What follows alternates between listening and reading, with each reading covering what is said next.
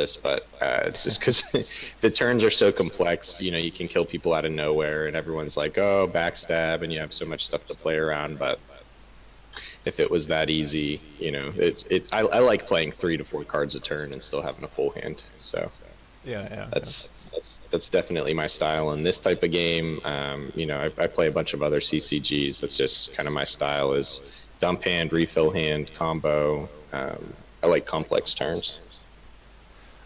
So how did you wind up with Duelyst? You said you played other CCGs, like... Yeah. So oddly enough, when I was a child, a million years ago, I played Yu-Gi-Oh! Duelist of the Roses, which was a game for PlayStation 2, and it was basically Yu-Gi-Oh! That didn't follow any of the rules that traditional Yu-Gi-Oh! Would have been. But it was like based off the first anime season or whatever that everyone knew about when it first came out, and but it was board based, and there was like terrain, and it was kind of like a big old chessboard, and you had like a general, and they had a general, and you know your deck was kind of like your units, and it was a lot of fun. And you know, sometime in my early 20s, I was like, I kind of miss that. I wonder if there's any games like that, because I've always been a big card game fan, and I played Magic when I was younger, and I just simple Google search, and I found a PC Gamer article about Duelyst, and I think YouTubed a couple of the people that came up whenever I searched it on Duelyst, which was like UnoPro and like Mega Mogwai, and I think Zooches and a lot of the early content creators, and I just watched their games like on repeat. And I remember I was on vacation, oddly enough, and as soon as I came back, I downloaded it, and you know, probably upwards of 16,000 hours later. Here we are, but it's still, you know, even though Duelyst is tapered off a little bit, it'll always kind of have you know, it'll always be Duelyst. You know, it's a phenomenal game, and it's a shame it never got kind of the attention it would have, but it's a gem. It's a real gem. Yeah, I think it's very unique with the board card interaction. I think the board was more important like back in the 2-draw days, but still I think it's really unique and fun because of it. Yeah, I do too. I think the whole lightning fast gameplay would have been a good... It's interesting because I think it would have been a good way for the game to go. You know, with 2-draw and games are quicker and there's more dynamic turns, but at the same time, you know, it kind of limits the cool things you can do with the board and some of the other synergies and combo decks and control and stuff like that. I think we're still kind of there, but I'd be lying if I told you I didn't play Spelljammer in literally 90% of my decks anyway. So I think I'm still stuck in 2-draw, but... yeah, well, Spelljammer is a very good card. Mm-hmm. But speaking of which, how do you feel about this bans of this Team Wars? I think it's a really interesting type of rule set to kind of build. You know, we have our traditional bans, which I think are really good, but by allowing some of the cards that we've banned in the past back, it's created this thing where, okay, we now have access to those powerful cards, but they can be banned. But if you ban them, you're, you know, wasting one of your five slots. So essentially, you could open up something else for them. So if you plan to build your decks one way this week, you know, it might make sense for you to build or to ban, you know, Plasma, and I don't think Ghost Lightning would be banned if you're trying to completely rule out Swarm, but you know, Battle Pando and other cards like that, and you can really force a type of mind game where it's like, oh, they banned all these anti-Swarm cards. Are we going to bring Swarm, or are we just going to bring, you know, something completely different and do the big debate? So it's really cool. I also like, which is my favorite part, is that it kind of screws vet, and I've been super anti-vet for the longest time. I think I've had like double-digit ribbons for everything except for vet, and I haven't gotten like more than 10 wins with vet over the last like 2 years. But being able to limit them to either Sand Swirl or Blood of Air really makes it feel like good to play vet again, and also to play against it. And I think it limits a lot of things also, because you no longer have to worry about playing threats, you know, within swirler range, as well as playing something out of like out of range in the back. You know, they can't hit it with Blood of Air if you ban it, so that means you're expecting Swirler for them to deal with it, and you know, vice versa. So, and that means Swarm King's like the sleeper OP card of this season, as long as you're banning Blood of Air, but don't tell people that. But it's I think it's a really cool format. You have a lot of different ways you can take your bans and a lot of different ways you can build your decks around it, and I think a lot of people have done some really cool things with it. I know that it's definitely, even though we feel we're banning just power cards from different factions, we've had bans against us that kind of made us really have to think about the way that we built our decks. So it's a really cool mechanic. I'm glad that they came up with this and introduced it this season. Yeah. Speaking of which, the stream is banned because my co-caster hates wet. No, just kidding. But I understand the frustration with the Vetruvian, in a sense, because I also feel that frustration as a main Vetruvian player with the Blood of Air and Reader. Yeah, I think it's a little bit different. You know, there's frustrating cards, but you know, Fault and Ray didn't see play beforehand. You know, even though it was a thing, and I think it was Kanam Ka that really kind of pushed it over the edge. But you know, it's a deck that has a strong early game. It has tempo tools as removal in the mid game, and 6 of them. You know, and then it has cheap spells, the best draw, golems. It just has a lot of things where, you know, in most games, you typically have weaknesses, you know, for certain decks, and if they're going to excel in one way, they have to be weak in another way. And I think that although I really don't mind, you know, golems being explosive and whatnot, I think there's I feel like no deck should be able to, you know, have its cake and eat it too. You know, it just feels like they've got a lot of access to different things. But like I said, in this format, it really makes it feel like everything is still balanced. You know, there's not any decks that are so much better than anyone else. Like I said, I think it's a good format that we should use in the upcoming tournaments and whatnot. Yeah, apparently I messed up the overlays, but yeah. So speaking of the bans and so forth, we also have the stats. Just in a moment. You probably don't see the stats. Do you see the stats? I do not. I'm just looking at your... I just got Poncho and Perks on the screen. Okay, just a moment. Professional stream, don't worry, guys. Okay, so there we go. Kinda small, but hopefully you can see. But yeah, you said like Vetruvian was like had this reader Blood of Air synergy, and that really shows up in the ban statistics. Vetruvian is the third most banned faction. Yes, I totally believe that. But we also have like the Juxtaposition, Macantor, and Metallurgist, and Alpist being very popular bans. So you think that's... yeah. Well, I was going to say Macantor's an interesting one because it's a really good card, but there's other ways to play around it. But I'd be lying if I told you it doesn't feel good to know that you don't have to play around Macantor.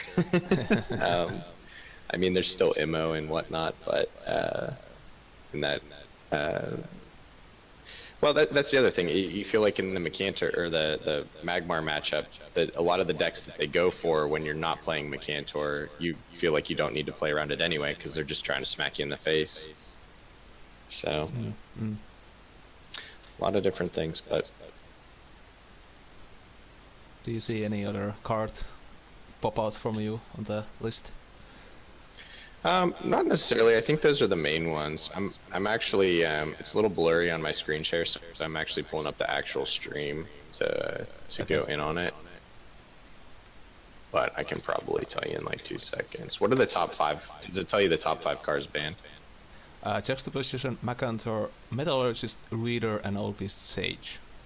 Here we go. Okay, I got it pulled up.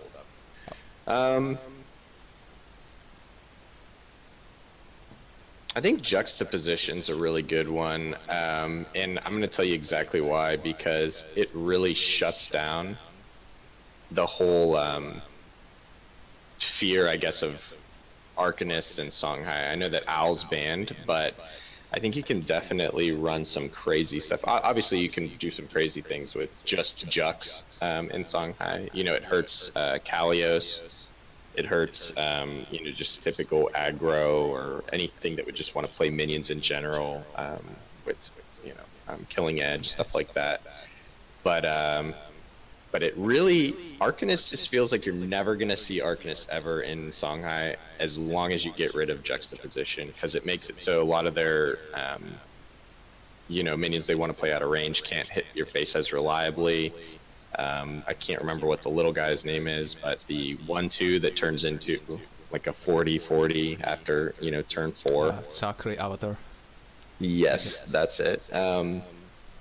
It feels like you're never going to play that card either. So it feels like Jux just hits Songhai in just such a major way. I'm not surprised by Metallurgist either. And I'll be honest with you, our bans pretty much every week are Mecanter, Golem, Sandswirl or BOA, and Celebrant. Like, we ban those every single week. And, I mean, I see them here all at the top. So, no surprising. I think that's been the very popular banning strategy for a lot of teams. Mm-hmm. You have the Schizoid September guys banning random cards, but otherwise it's been a pretty solidly the top 10. Yeah, I think. I'm surprised to see Dream Shaper wasn't banned as many times as it was, as well as Lava Lance. I guess I'm not tremendously surprised, but you'd really think that Dream Shaper would probably get more bans than Celebrant, but Celebrant can be run, I guess, in a myriad of different things, and I think it promotes those explosive turn 2. Well, I guess turn 2 as well, as long as you're player 2, but pop-off turns that can sometimes be hard to come back from. So I think I don't know. If you ban Dream Shaper, the same effect can be done with the Column Metallurgist or banning Celebrant, so the neutral cards hit more factions at once, so I guess that's the... But personally, I feel if you want to ban against Vetruvian, you should be banning Dream Shaper most of the time. Yeah, absolutely. I mean, I mean, there's a reason we haven't banned Dream Shaper. I don't think it's quite as impactful as Celebrant or Metallurgist, but we've actually tried running. What did we run? We ran Mana Forgers in place. Actually, that's the game I'm gonna have you guys watch instead of the other. We actually tried running Mana Forger in place of, I think it was either Metallurgist or Celebrant, but we had a lot of success with it, and it did really well. It wasn't. I think Balloon kind of went rogue, and he did. That was his strategy. We didn't really give him the recommendation or anything, but it ended up performing really well. We had like several Mana Forgers on the board. We were playing like 0 mana. What is it? Not Fountain of Youth, but the other one that gives you like +3 and draws a card. Yeah, you'll see how many cards we drew that game, and still didn't see an Azure Herald, but I think it's the Inner really Oasis good you're cards. talking about. Yeah. Yeah, Inner Oasis. Yeah. So there's also the faction standings. Do you think it's like Lionar seems to have caught up with Songhai recently on the, and also Abusian has been like a very top 3 faction. So do you think that's been accurate? I think so. I think just kind of looking at this and trying to remove any biases from our team and how it's done and how we've tried to build our decks. I think Lionar is just consistent, if nothing else. La Tigris is still a really strong card, but it really feels like a weird ban, because it feels like there's a lot of things that you can run without La Tigris, so I don't think that it's ever, I mean, I don't even think on here it's ever been subject to a ban, but it's such a good card in so many factions, and Lionar is one of those that can just exploit it. I also think Bond is really strong, although I'm not entirely sure how many people have run it, because you can really limit the ways that factions can deal with it. So there was one turn where I think we could throw,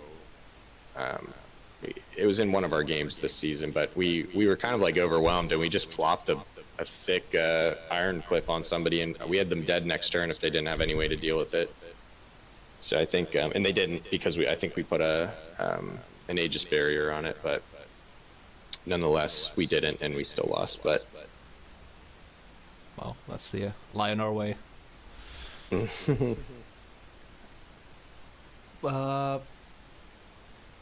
Do you see anything else on the standings, or do you think some faction is slipping away without getting any bans, like Abyssian, for example, or 1R?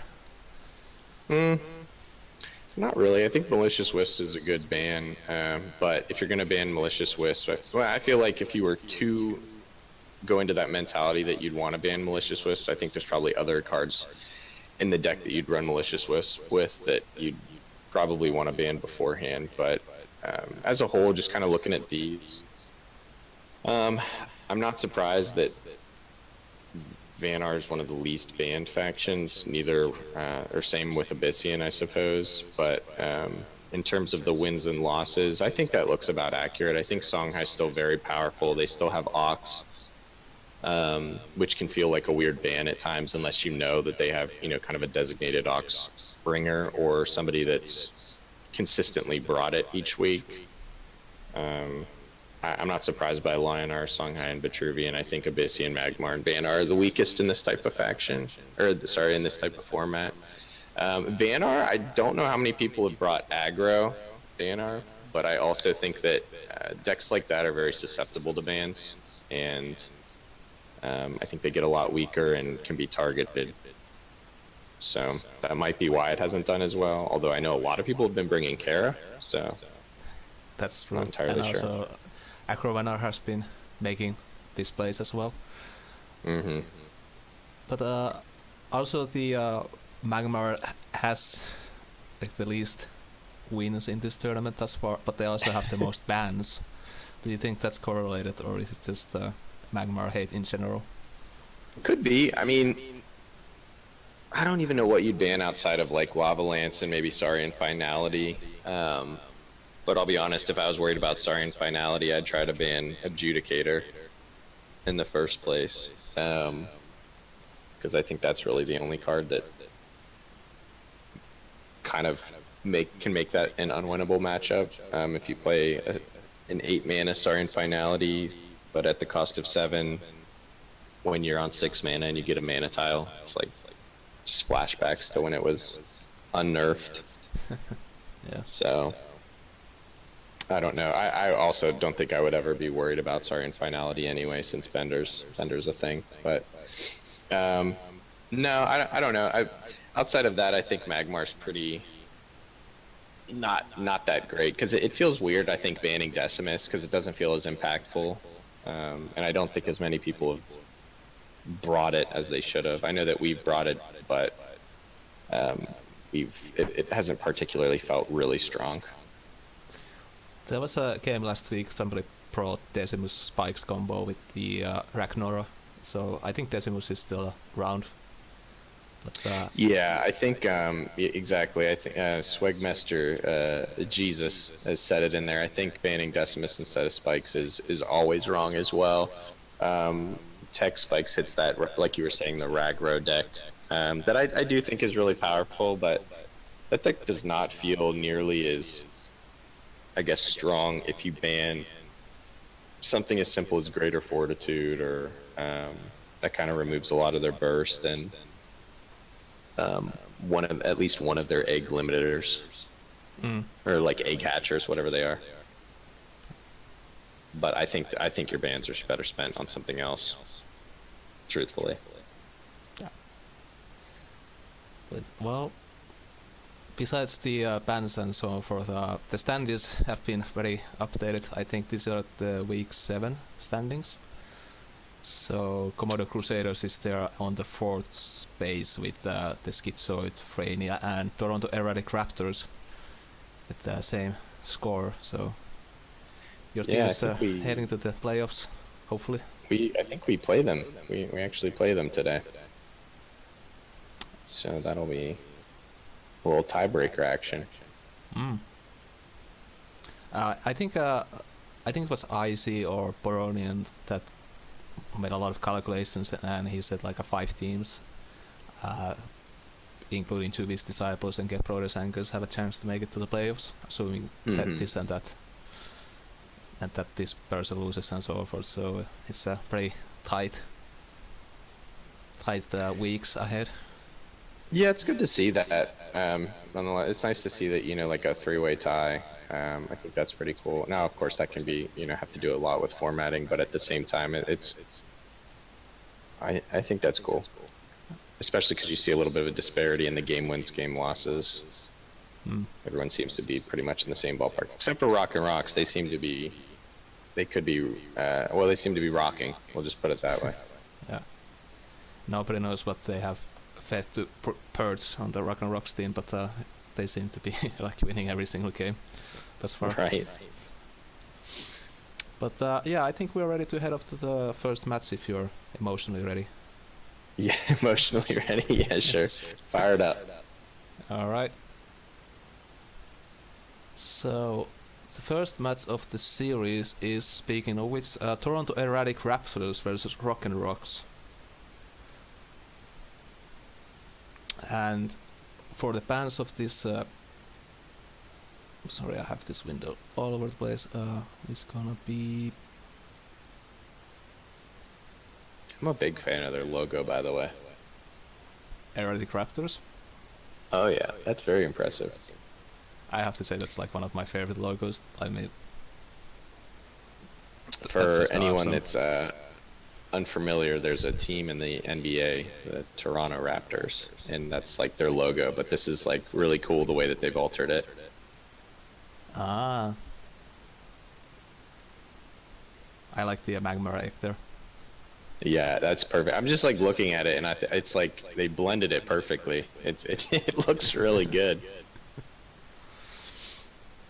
Well, speaking of which, Rock and Rock's banned this week Celebrant Reader Sage Macantor, Raptors banned Sage, Flash, Coal Metallurgist, and Battle Bando. So, do you have any feelings about these bans? No, I think they look pretty standard. These are kind of what you can expect, and in the following week, I think the bands typically look, kind of like Rock and Rocks will probably ban Metallurgist. They'll probably ban Blood of Air, and 2 other cards that impact what they're targeting. Yeah. But I think these are all cards that we saw in kind of the top, with the exception of Flash. These are all cards we saw towards the top of the ban list. So I think they're really solid bans, and this is more along the lines of banning good cards and not necessarily trying to hinder strategies, I think. So I think there's 2 ways to go it, but I don't know. Yeah, these all seem pretty common. Battle Bando and Flash are the least uncommon, but they are both very strong cards. Swag Mester Jesus asks, is a Flash a good idea to ban though? I wouldn't. I don't think that it's nearly as strong in this in this format, unless I think it kind of targets aggro, and because they want to do things quicker, and maybe like if you're worried about Decimus or like Flash Macantor, I don't know, just combo based decks like Ragro or I don't know, like a Starhorn Decimus list. But I think you're better off banning Tech Spikes, but maybe they banned it last week, I don't know. Or maybe they're trying to target something in particular. I don't know. We'll find out, I guess. Well, I guess we're ready to head off to the first game, which is gonna be Perds facing off Ponzo Mango. So Perds is the stalwart defender of Rock and Rocks, and Poncho Mango is representing Raptors. And I hope I got the correct game.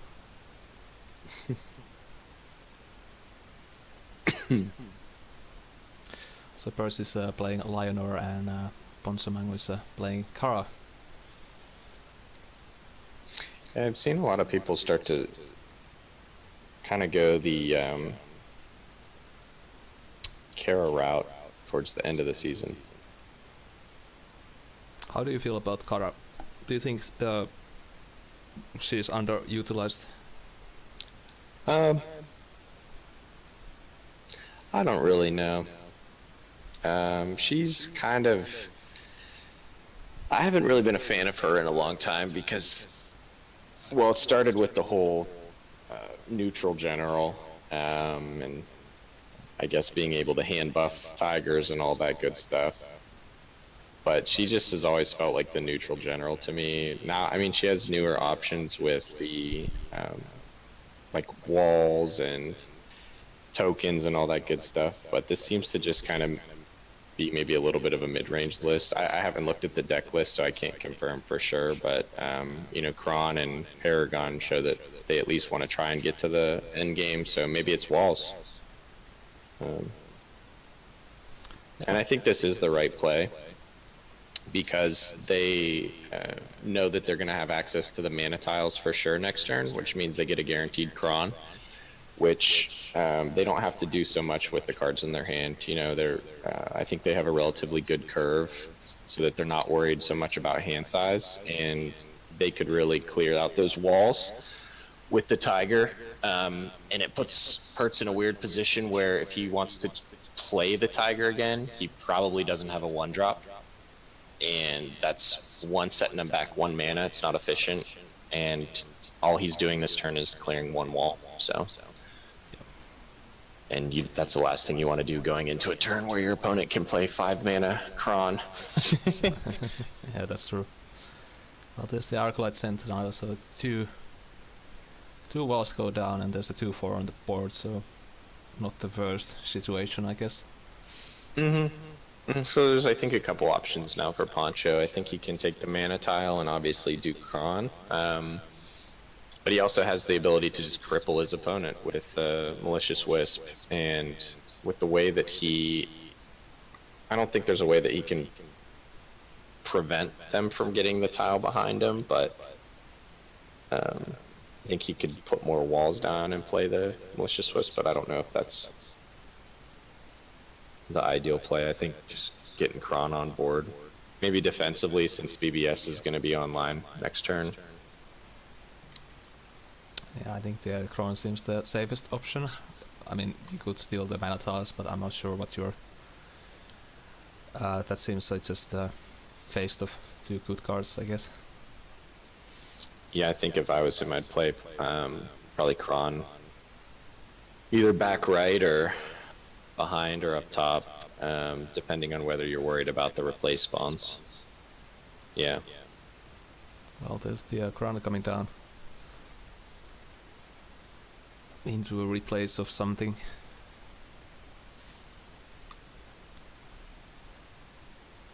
I think that's the correct play. Yeah. So I'm still unsure what this deck is. It could just be mid-range good stuff that wants to capitalize on being able to buff and, you know, get tokens and kind of like value. Tar seems really good as a 3/5. Latigris putting out 3/2s with Rush. And Paragon always seems good as a... what is it? It's a 3/2 as a 4/3. Hits that break point from general hit where it will die. So I guess we'll see.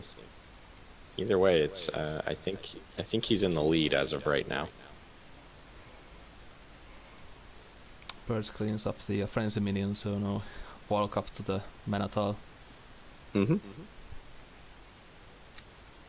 But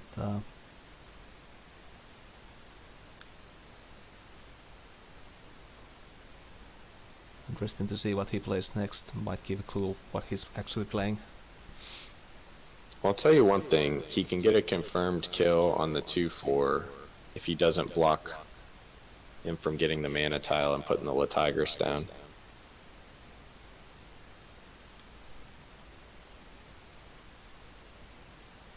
Oh, it's just the Azure Lion and a buff on it, so that's always a He threatening can thing. actually get a confirmed kill on that as well, which I think is priority. And I think that's actually what you do. You might you definitely replace first to try and block off those so that you get a tiger spawn on one of the middle or left-hand sides of the Tigris when they play it. Mm. Then again, he could also get a clear with Paragon and save the mana tile. But I think the best play is to get, while you have a Kron on the board with Provoke and a wall, you get that Tigris down, because they're going to have limited ways to deal with it outside of maybe Lightbender. Mm. So what I would do is I would actually go up one with my general. Oh wait, I would go, no. I don't know, he might just, I don't know if you replace first or not.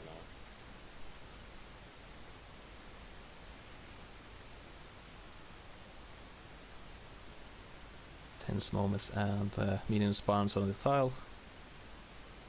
Oh, that worked out perfect, yeah. Yeah. And now Percy is in a pretty difficult position with this heavy board and no minions. Now I will say I'm not entirely sure, I know Ponch is in the chat, why they chose that placement. I know that you're kind of secured with the Provokes. You mean for the Tigris? 3/4 chance to clutch. Clear board. Yeah, I think I agree with you, and I was trying to see if there was a way to position so that you could replace into a better probability with Kron. But I think this is the guaranteed play. I mean, you already have so much tempo, I think this is the correct play. It's just spiraling out of control. However, one thing I would have done differently, I think I would have saved the Malicious Wisp, because I think you're getting to the point where you have such good tempo that setting them a turn behind for Aperian's Claim might have been worth value, but I think you're probably going to win before they get to 7 mana.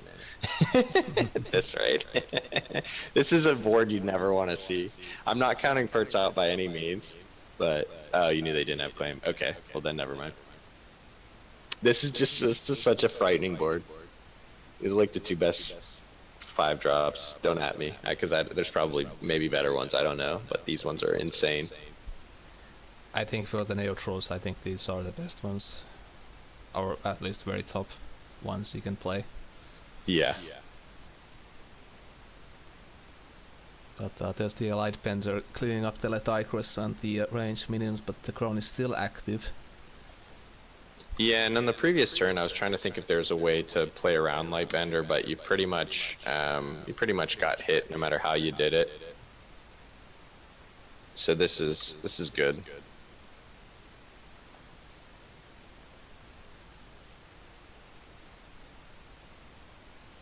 Well, Poncho also has like a couple of those snow chasers in hand, which doesn't seem very highly impactful right now. Yeah, Snow Chaser's a weird card. It's really good, but I'll be honest with you, I only run it in decks where I also run Aspect of the Mountain and then Cryogenesis. Because it feels good to be able to pull one, because you can often play at the same turn, you use the Cryo, and it's also a good card to 1 mana. It's kind of like the whole Blood Tier Immo type of ordeal. And Poncho gets the rush minion with the Prime Fist, so some aggro coming down on the Perseus side. Yeah, I think this is strong.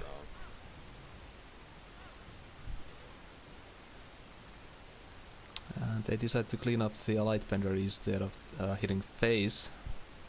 Yeah, I think that's better. I like that they didn't punch with the Kron,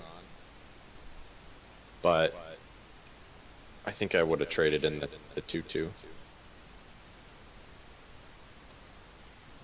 Poncho said that you saw me click right.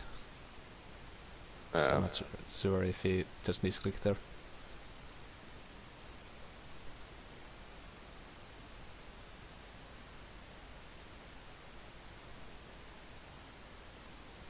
But yeah, still a very tricky board for Perth to deal with.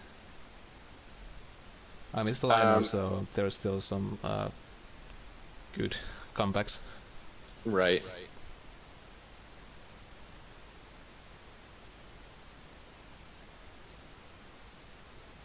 Oh, he played the tar. Okay.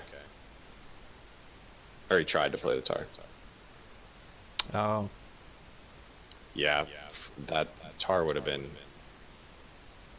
Not that I know for sure he's going to punch anything this turn, but tar would have been nuts. So that's why I was thinking we wanted to trade in with the 2/2 is for the Tempest. However, I wasn't also predicting Scorn. So that's honestly a pretty good turn. But like you said, if you would have had tar down, would have been completely different. Now the question is here, do you trade into the Kron with both minions and develop things and hope he can't burst you?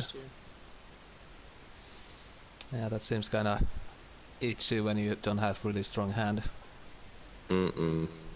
Or ways to heal, but you have the ability to get in to infiltrate, so I think now it's probably a good turn to buff and get those snow chasers on the board, or even just getting the tar on the board I think is probably fine.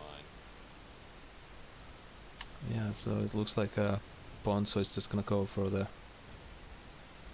clear into tar. Yeah, I like this play as well, because you're making two minions that are way harder to deal with. 5 HP is an incredible breakpoint, and you're limiting the ways that he can deal with it. You're also playing around Empyreans, even though you know that they didn't have it, but it's a solid turn all around. And there's the Acer Herald to get some healing back. But at this rate, Ponzo is gonna run out of fuel pretty fast. Yeah. So if Burst has a pretty good answer here, I think it's might swing the game around.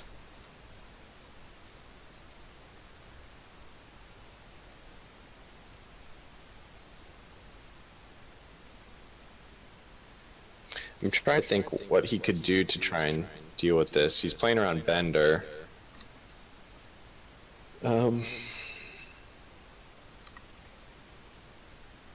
Double martyrdom. Right.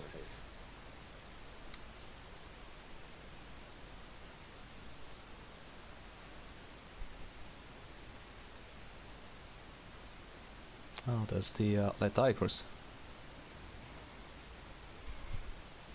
And he hits the Wild Tar and takes 6 damage to the face. That's a pretty boss move. Yes, especially because I almost would have played this defensively. I don't think that it's a good idea, because Pancho doesn't seem to be running the kind of deck that can force any sort of damage out of hand. I could be wrong. Again, I don't know the deck list, but 8 health when you know you're for sure taking 6 is a tad rough. It's playing pretty thin.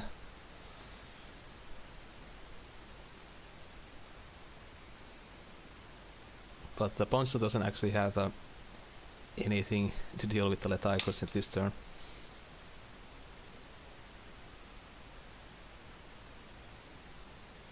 Oh yeah, Fist and Tigress. Yeah, I guess that would be good damage.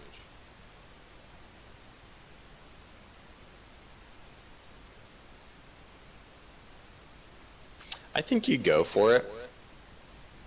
I'm trying to think if there's... I think there is a way that you can make it so that the... No. Well, I mean, the best thing you can do is heal, right? Yeah, I think you just have to play all your cards here.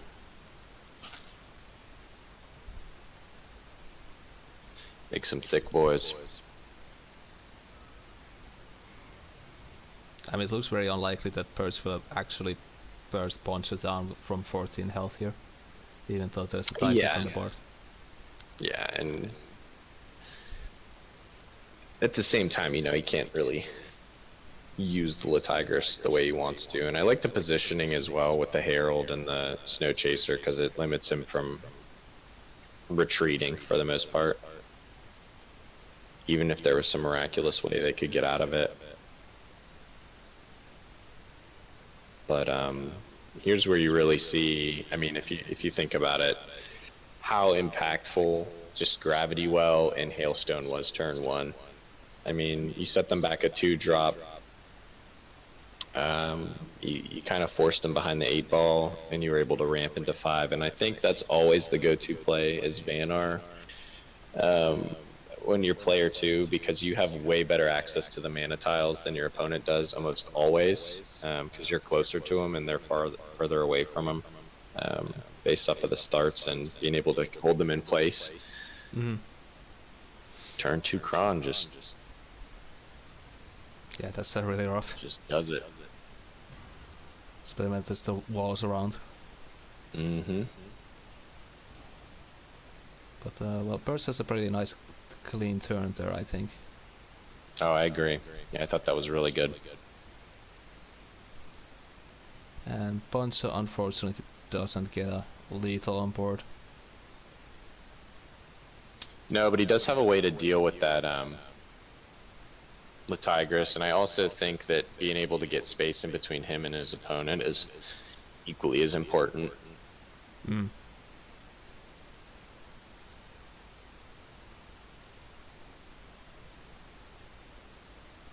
Also, the Snow Chaser came back in hand, so there's always that little bastard.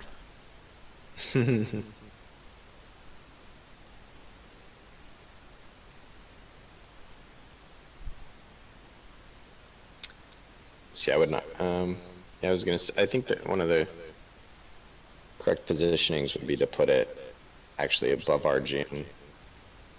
But I see what he's trying to do. He's trying to block him in. Maybe I just have PTSD from getting bursted out of hand all week in all of our games. I mean, he could have like Saber Spine Alpha into PPS into hit phase. So yeah, and that is a card I run with every Argeon. It's like the ghetto spiral technique, but I think is so good in like mid range because not only does it put a 5/5 on board that can sometimes clear a minion, but and it gives you range. But I mean, 7 damage, rush, not bad, never bad. I mean, it would feel like a poetic justice to play it against Kara, I think. Right, yeah. Oh gosh, could you imagine old Kara with... Ugh. I'm not sure if I even want to imagine. That was a pretty dark time. Well, Birds is still hanging on with the 3 health and a silver card knight. Jeez, oh man. Oh.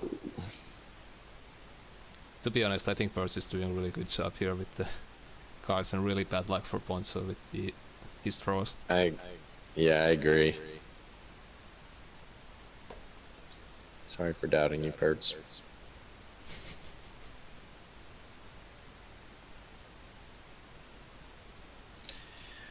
I think your only way of surviving this is swirling the Silver Guard and going up.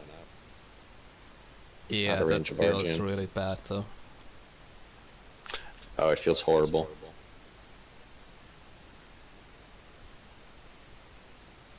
But then again, I don't think there's anything except maybe that you can really replace into. Now, see, I like this. I think that's maybe one of the best cards you can replace into. Yep. Because you can also threaten lethal with it. Well, I think this is kind of the safe option with it.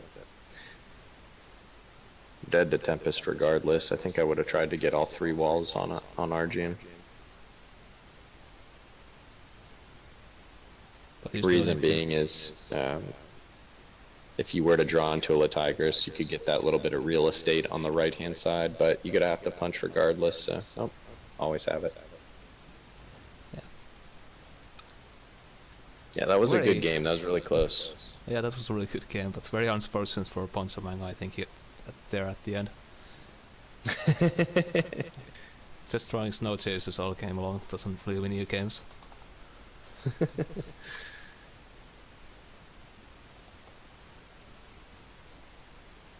But I think we can switch off to purchase side.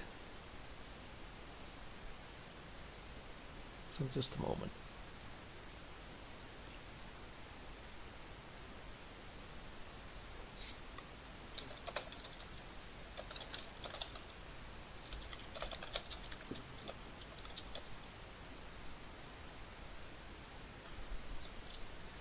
Yeah, I always felt like the Kara nowadays doesn't really have card draw because you want to play cheap cards, but then Duelyst doesn't just have that kind of card draw to support that anymore. Yeah, it's Vanar as a whole is kind of in a weird place. But like I said, I run Spelljammer in every single deck, so. Well, so do I, by the way. Because Vetruvian doesn't really have any card draw nowadays.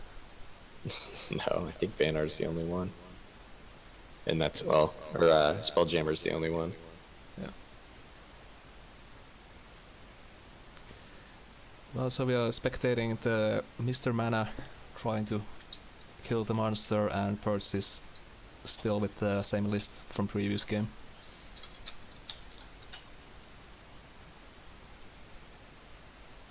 So do you think Songa has a better chance to clean up this Arjun?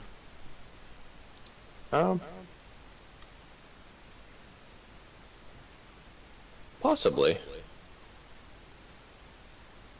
Since it's Ox, It is Ox. maybe.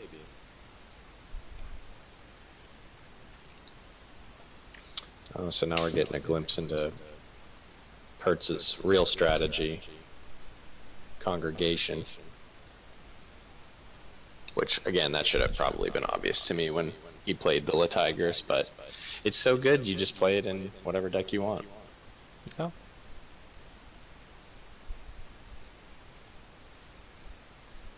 I think the big thing will be whether or not Perch is able to get a predominant tempo lead in this, because I think Kallius does a really good job kind of not only dealing with threats, but it does this thing where it doesn't need to clear the board, it just plays minions and it forces you to have to clear them even when you have tempo. And then it also has the ability, of course, to deal with them as well with cards such as EMP and Wild Tar, another good one. You can play Congregation in Wizard Bro if you try hard enough. You can play what's that card? The Legion. Could do that. Put a bunch of little guys, buff little guys. Well, that will be an interesting sight to see.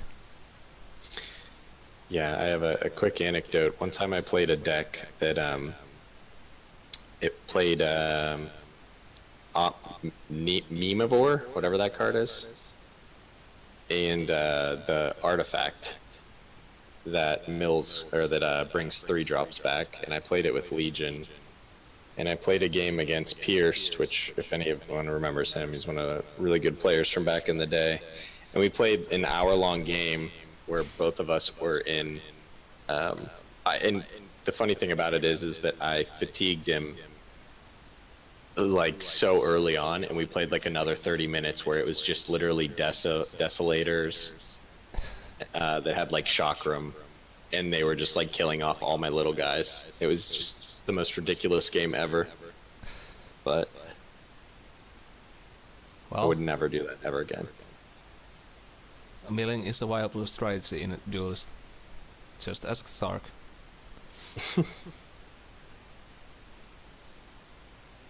Well, Purse went for the very interesting positioning on the Guardian to block off the mana tiles there against Songhai.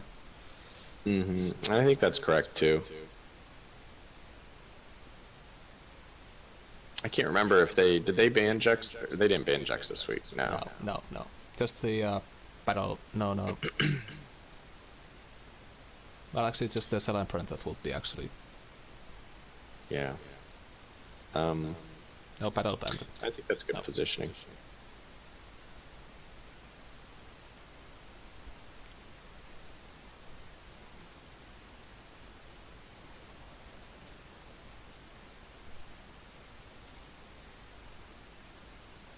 Well, Mr. Mana has a pretty rough start there, just hitting the silver card there. Into blood tier. And a rock ball riser makes an appearance.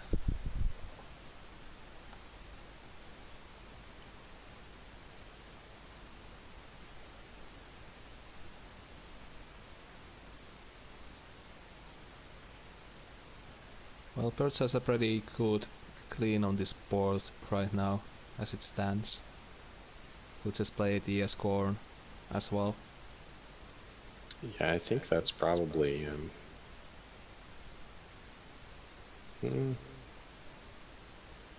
personally, I think that you Scorn and then buff the Celebrant. Yeah.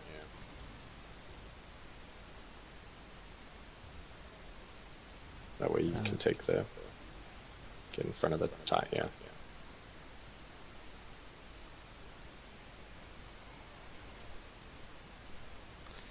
Pretty solid clean.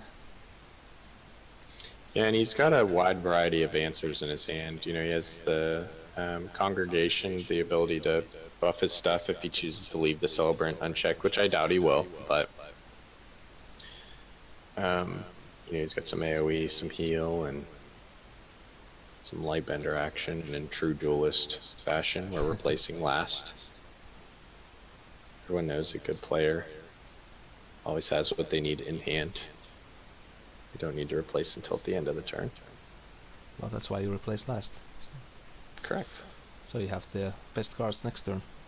Mm-hmm.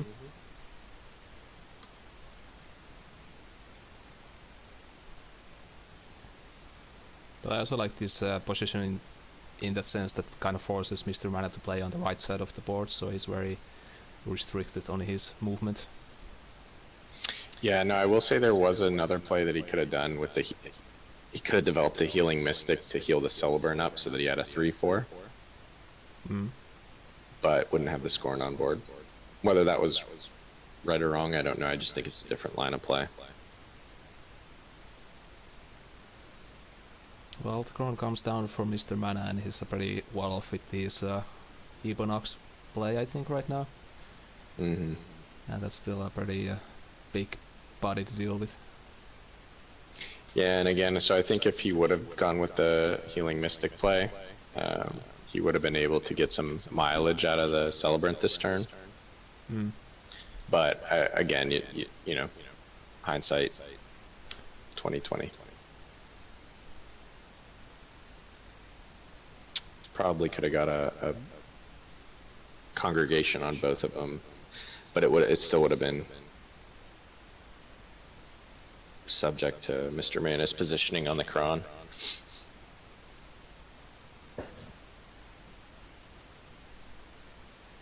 Seems to be there's a bit of a debate going on where to place the Scorn there.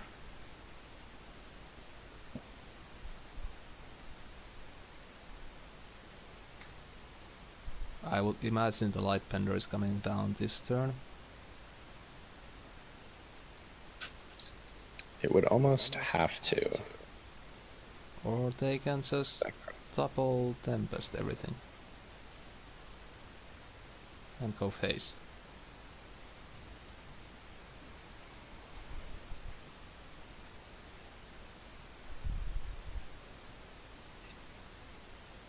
Yeah, I think this is perfectly fine because he has the oath to refill, and he's kind of given an ultimatum to his opponent, which is value trade into the Mystic and try and get the Rush minion so you can kill the 4/4. Or I think even I was trying to think of a way that he could, again, we can't see his hand, but he can also blink his Kron too. Mm.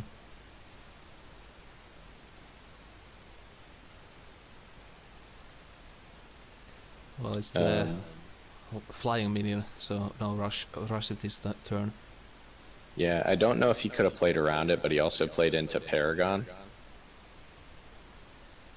But I think he was trying to kind of taunt the Kron into clearing either the Mystic or the Scorn. Well, there's the Painter coming down, so the board is reset. Yeah. This doesn't feel too bad, I think. Being able to Tempest. I mean, you can Tempest or you can Lightbender, I guess. Lightbender kind of feels bad, though. Just, you want to make sure that you buff one of the pandas first before you Tempest. So you can kill off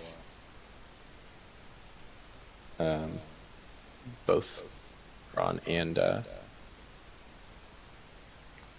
little painter guy. Well, that's the perfect next turn play, I guess, with the Kron.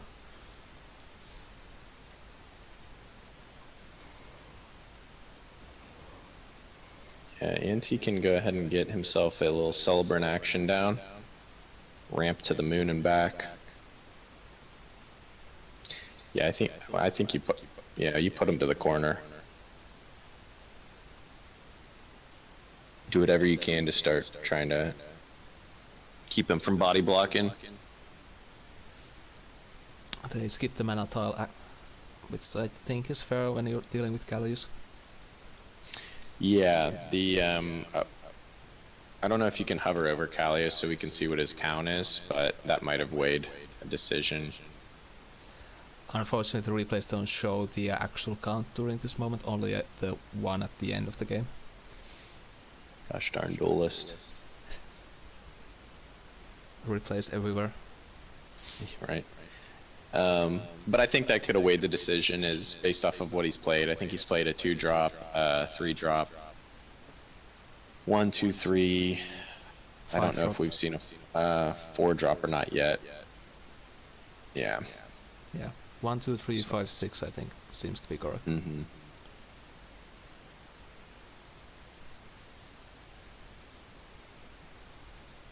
So he could have played a Cryptographer on that spot and taken the mana tile, but you never know.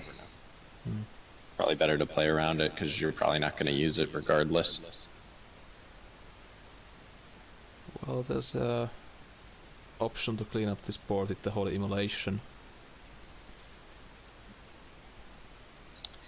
The problem I think with that play is it's so tempo negative and it requires you to take 4 on the face, and like the last thing you want to do is have your opponent ready to complete their trial and also you be in danger of dying. That's true. Specifically to Begona. You usually want to, if they're close to completing their trial, you want them to be in that position. But they still need 2 minions to complete the trial, so they're not that close yet. I mean 4 minion and 7 or 8 mana. Yeah. But the Crown comes down to the corner and Percy even gets the Lion to play.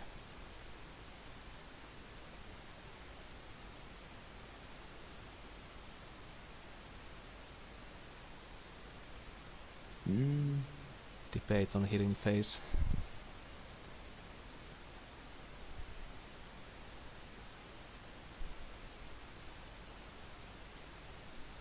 How do you feel about hitting face there?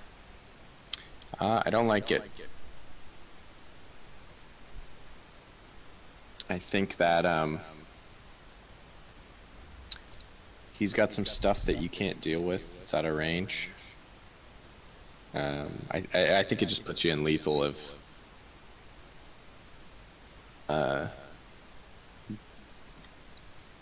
how many is it to get trial on board? Is it 7 or is it 8? 7. Or 7, sorry, 7 or 6. I think 7. 7 minions. Oh, if it's 7, never mind. I take back my point then. I thought it was... Yeah, 6 would be too easy. My bad. Destinies are hard cards. Right. Are they? I still don't know what my Vitruvian Destiny does, except there's a lot of stuff. It lets you be super anime. It's the most frustrating thing. Well, that seems accurate for Vitruvian, I guess. Yeah. It's personally I kind of like it, but at the same time it's like, God, it feels bad sometimes. Well, there's the Corona in the corner, but the Holy Immolation will free it up. Could even play a Lion into Holy Immolation there with the positioning.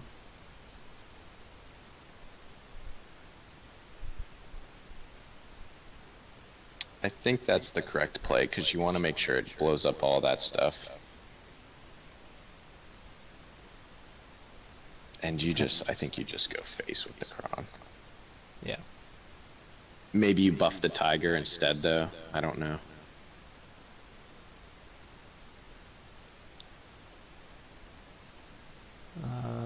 I don't think you replace here. Yet.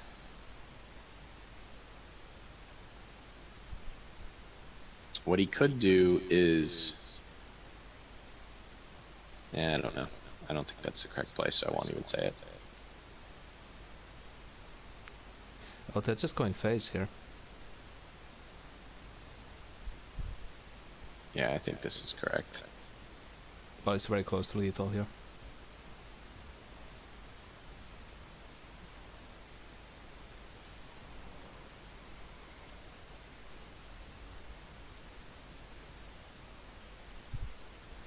So Mr. Mana needs 6 more damage somewhere to tie. I mean 2. Now the issue with this... Yeah, you're right.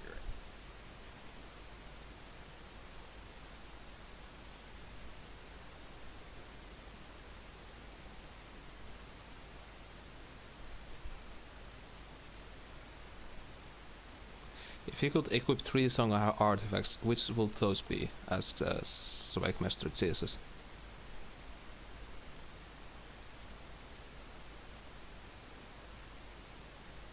Oh, it would be broken no matter how you got it. There's no non-broken outcome. You could get 3 Hyogi in BBS and draw half your deck.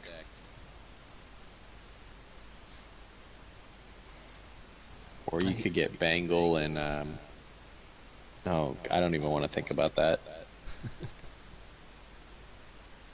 What does Hyogi even do? It's a Scorn. Draw Yeah. cards. Well, there's the draw.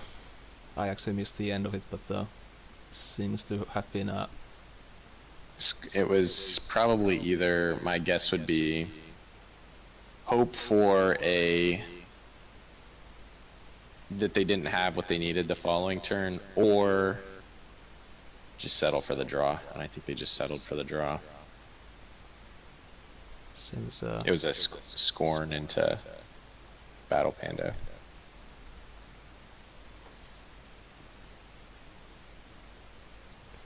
well, we move on to the next game, which is the rematch.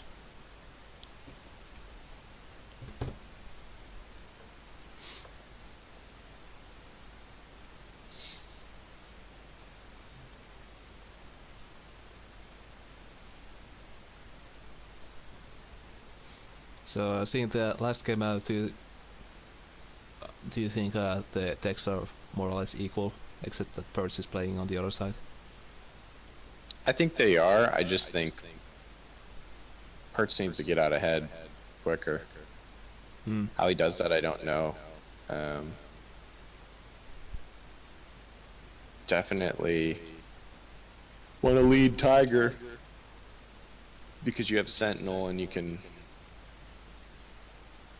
have the ability to clear some things. I also think that you keep the ammo because Songhai has a lot of stuff that is susceptible to it. And they probably want to play low, lots of minions on the early game.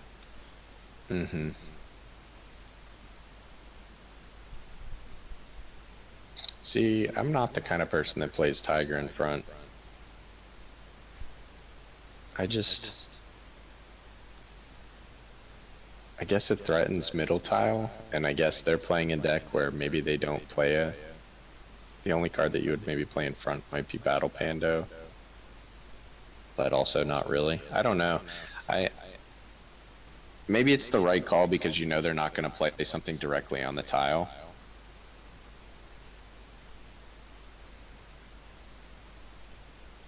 Yeah, I just go with the philosophy. You always play diagonal when you're playing. It's easier. Yeah. Now, are you a diagonal up or diagonal down kind of person?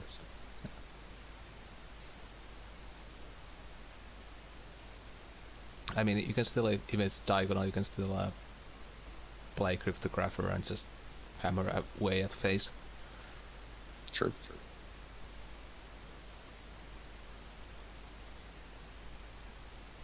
Yeah, Mr. Mana makes a good point because they have Immo, but I would raise a counterpoint and say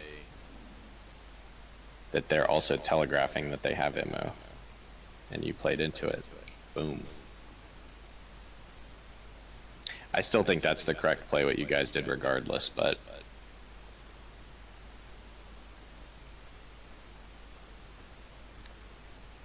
And Birds is once again pretty ahead on the board and damage. Ponzo says they purposefully played into immolation, but they played wrongly.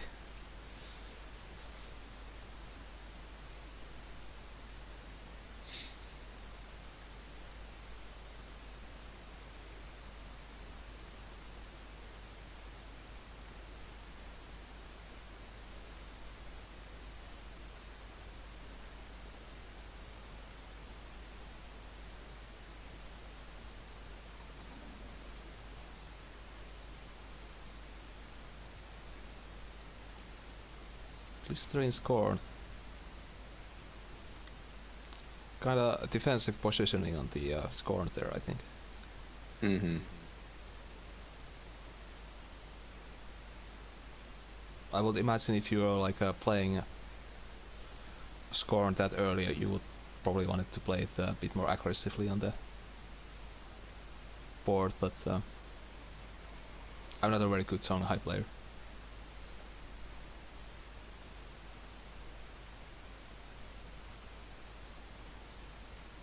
Playing around Arclight, yes.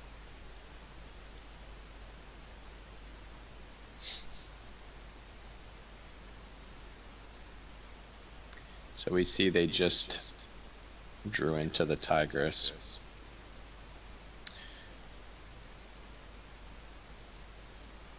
Which is what you don't want to see. And since he's got that Tiger on board, he's got the ability to go down, get the Tigress, and maybe potentially clear the Scorn if they don't do too much with it this turn. What did I say, a tiger? Yeah. Tomato. It's a big cat. It looks like a tiger. I think it looks like a lion. Okay, so this is good. Cucumber. That's a good turn.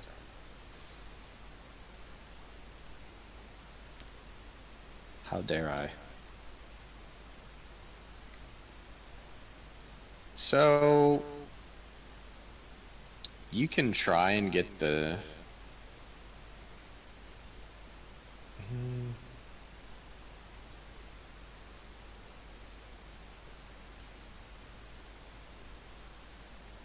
A high roll on the Latidris, but you just kind of lose if you don't get it. Well, maybe not, because you have a little bit of health to buy you a turn. And it's early enough in the game where you know you have a few more left. I think this is right. Plus, maybe you get the tile the following turn. Well, that's a very unfortunate spawn. Yeah.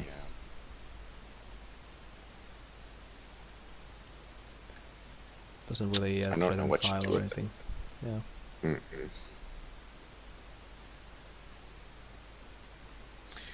I think there's grounds for just keeping it there, but you also don't really want to play into Paragon, since they do have the ability to blink their deep blades.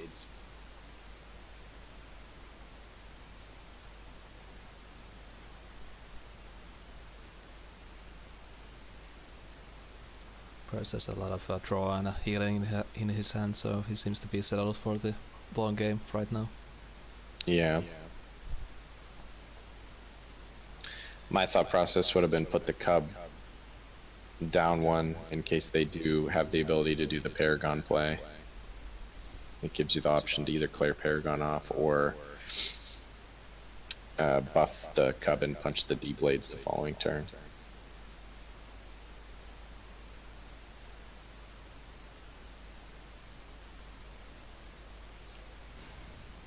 Well, sorry, I try to follow the schedules of my co-casters, so...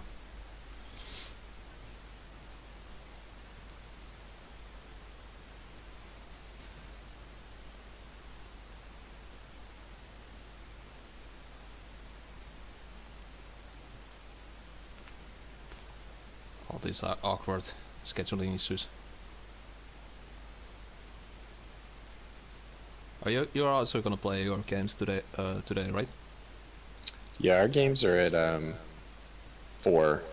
And it's 1:30 my time now, so we got time.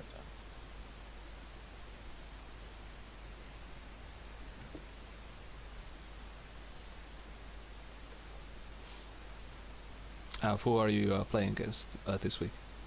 I think we're playing against the Raptors, I'm pretty sure. So you're getting the fresh look at their last games. Yeah.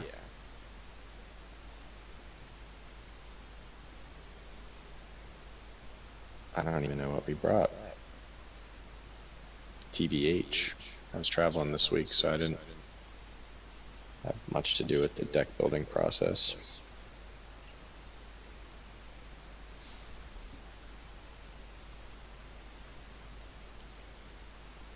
How do you usually do the deck building? Do you all do it by yourselves, or do you have like more cooperation, or are you just show up with lists? To be honest, our schedules are pretty diverse. We're in a bunch of different time zones, and it can be hard at times, but especially try and coordinate around our work schedules. But the convenient thing is all of us have pretty much played everything there is to play in Duelyst, so if one of us can't submit a deck, it's usually not an issue. Usually, they usually build a lot of decks for me because I'm not always available, but if they build something, I'm usually pretty comfortable with it. I wish I was more involved in the deck process. I remember back in the day being super involved with every deck, but I think a lot of times we just take stuff that we know is refined and we change a couple cards based off of bans and what we expect, and we kind of have like a rotating deck pool in our deck list thing. But I know that Key and Balloon do a lot of testing, and I think Balloon's got a lot of wins, I think, this season. I got my first loss last week. shamefully. I think you actually have the highest win rate in your team, from what I've I've stumbled also at. played the fewest games Well, by far. I still, think I've always played like the final game, just like to win one game. They like sweep and then they'll like lose the last one, and then I play whatever the last game is.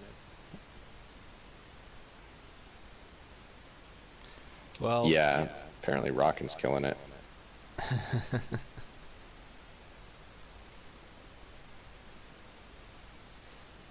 Percy's getting set back quite a bit here by Mr. Mana, so that board is a pretty hefty thing to deal with right now. Yeah, this Tempest is gonna help.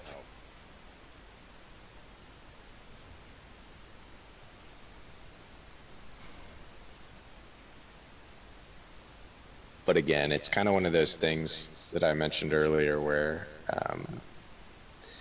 you have these scenarios with Ox where you feel like you just play minions on the board and they just kind of have to deal with them. Like even if they have tempo, they just kind of have to deal with them because as long as they're permitting you the space to just plop minions down each turn,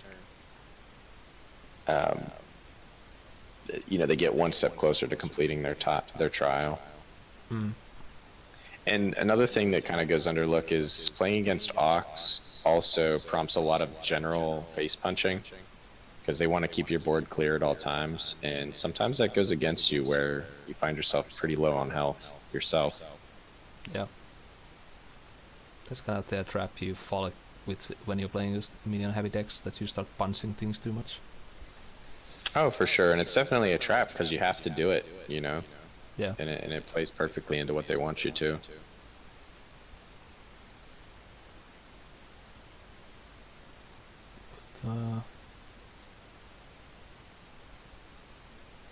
So now Mr. Mana only needs to find 4 damage somewhere, which he doesn't seem to have.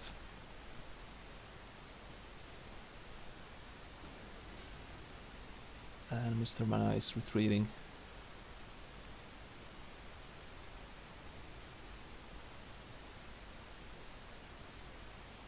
I can go in and run their game at the same time, so I can tell you what cards are in hand, if you think that's beneficial.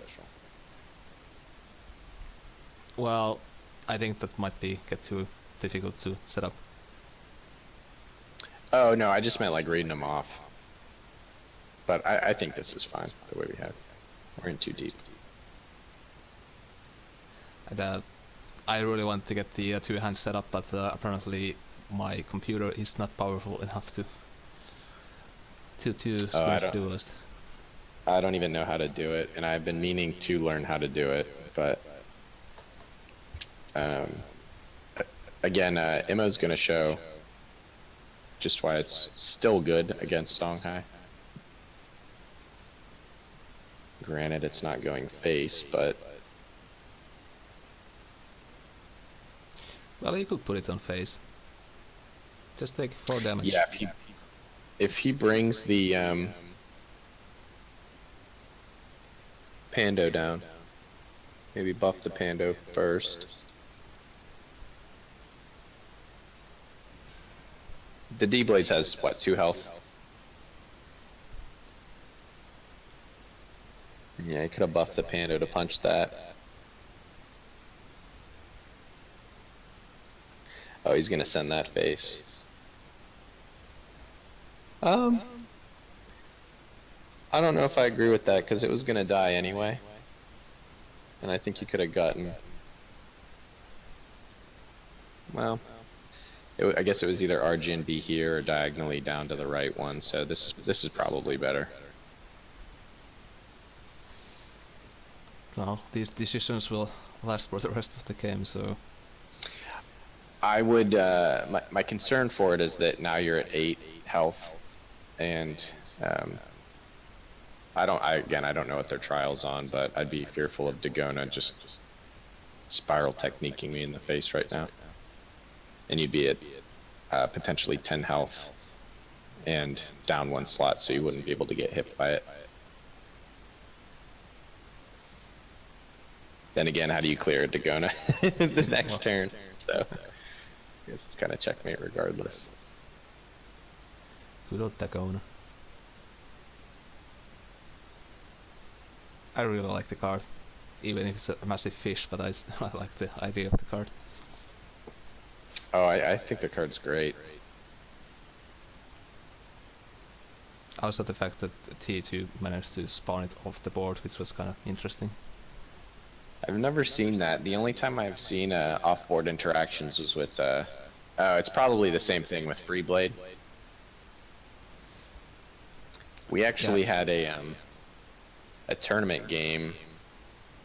I think I was actually playing against somebody maybe in the chat right now. I can't remember, but we had 2 Freeblades spawn on the same tile. And I forget how we would even recreate it, but there were 2 unpassable, like you couldn't move through them, minions on the exact same tile, and they could both attack the same thing. I think it was against Mr. Mana maybe, but it was 2 of the same minions on the same tile. Both could attack, and it was very weird, to say the least.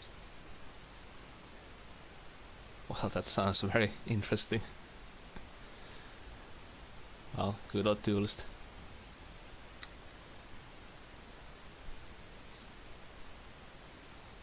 It's a good thing nobody plays 1R anymore. True. Freeblade's such a good card too. It's got a really good body for 3 mana. Isn't it like something like 2/5 or something crazy? It's like a 3/5. Oh, no, well. I remember using it originally with what was that card? The 5 mana birds, Wailing Overdrive. Yeah. And you could just hit them in the face for a crap load of damage with the big boy on like turn 2. Well, that seems like a 1R thing to do back in those. Also true. Yeah, very true.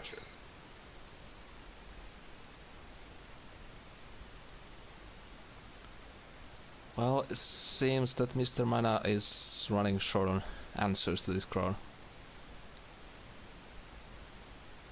I'm not sure he's I'm really not sure what hopeless. they would be looking for.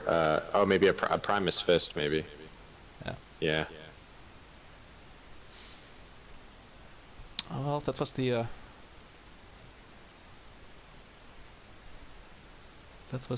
game 2. And Percy's still on the winning streak. I don't even know how other players are doing this time around. I'm sure there's... I guess Rockin's the only undefeated one, but...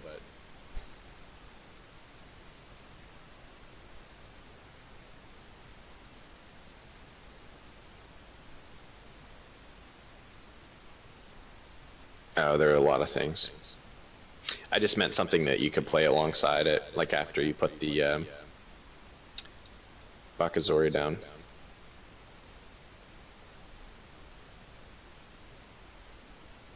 Alright, so I guess we're ready to head off to the last match of this series, which is incidentally Rocken versus Nullverber, with Rocken representing Rocken Rocks and Nullverber representing the Erratic Raptors.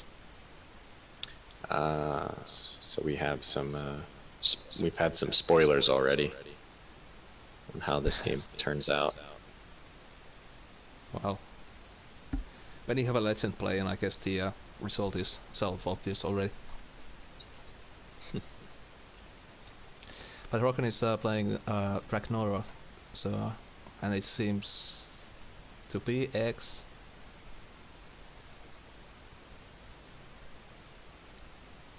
And Nullverber is playing Brome.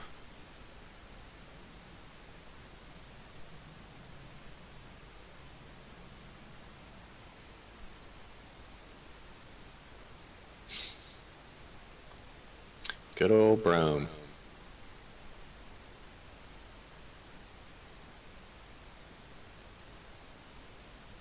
How are you on the Wizard Pro train? I hate it. I'm probably the absolute worst person to ask about wizard decks in Duelyst. I think Mantra's tolerable, but because it's so easily countered. But I absolutely hate every other Adjudicator wizard deck. It goes against it, and it's for sure a bias. I'm not saying I'm right or wrong, but for me, I play Duelist because of the board, and it just totally invalidates the board. And like I want to play minions. I want to play the game, and it kind of brings you back to the whole Magmar just curving out removal and just playing removal cards turn after turn after turn. It's if anything else, it's just not, whether it's powerful or not, it's just not fun to play against. In my personal opinion, I'm aware that that's a bias. I'm not saying I'm right or wrong or anything like that. It promotes a gameplay that I really am not fond of. Now, I think Mantra, I don't really have any issues with it. I think that functions as a true sort of control deck with a payoff, and I think it's very beatable. A lot of the spells they don't cost, or if they cost a little, then they're susceptible to like Mage Sworn, and the BBS has a little bit to do with it. But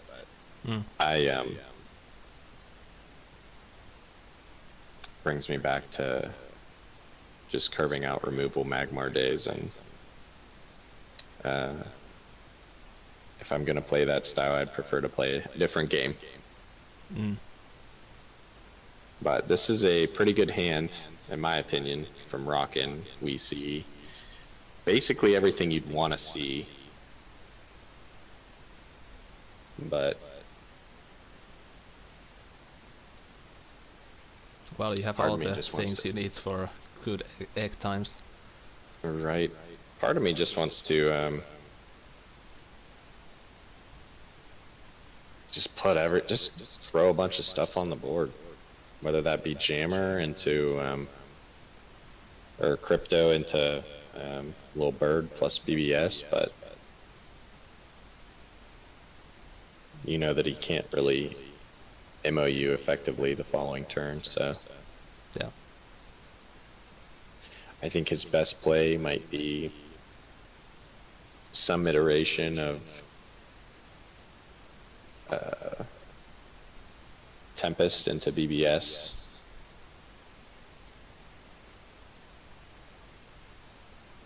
No Verbo's frozen meat act in the face of Rockin'. That's one thing I can say we haven't seen. I don't think we've seen eggs in a single match this whole entire season, and I don't think we've really even tried to ban anything along those lines. Poncho Mango asks, why do the actual bird minions in Duely not actually have flying? And that's a really good question. And I think the answer is that the Duelist is secretly against birds. Yeah. That chunky owl, though, I don't know if he could get off. I don't think he could get off the ground. It's a very good point. Oh yeah, Silverbeak? Yeah, that one's dumb. He's literally flying in his avatar. He is. And he doesn't fly. I mean, I think in Duelist it's more likely that the Juggernaut will start flying than the actual winged minions. Yeah.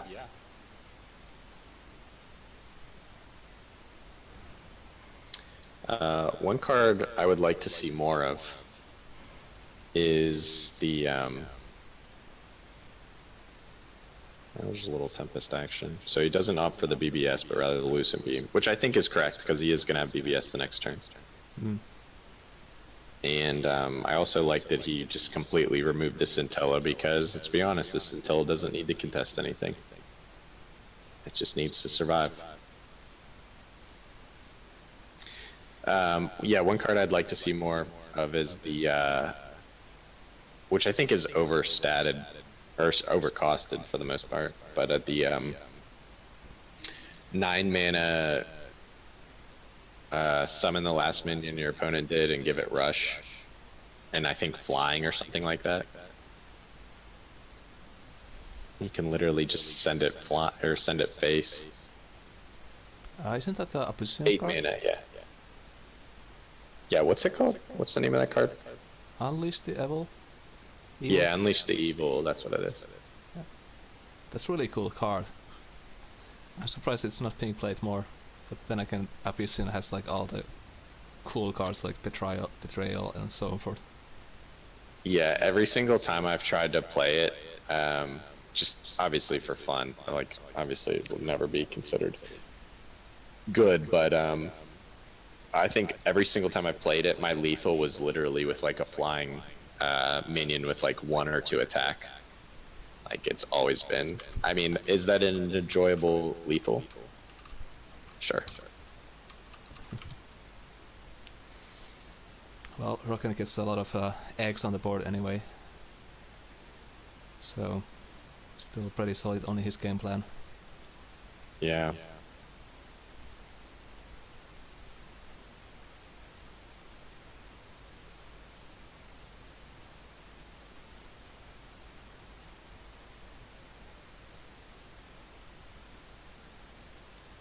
Ban all the good Magmar cards so they're forced to play World Core combo deck.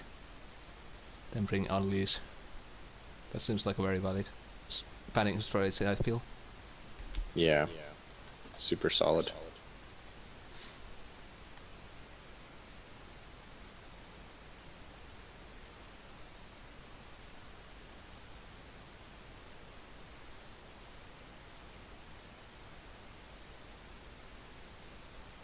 There was a time when Stormaratha used to be a tier 1 gauntlet card. It might still be considered pretty good, but there was a time where it was OP. Yeah, it's pretty hard to deal with those big flying things in Gauntlet, I would imagine. I don't even remember what it is. I think it's like a 6-4 or something, 6-4, 6-5 or something. Yeah. 6-4 if I had to take a guess, but...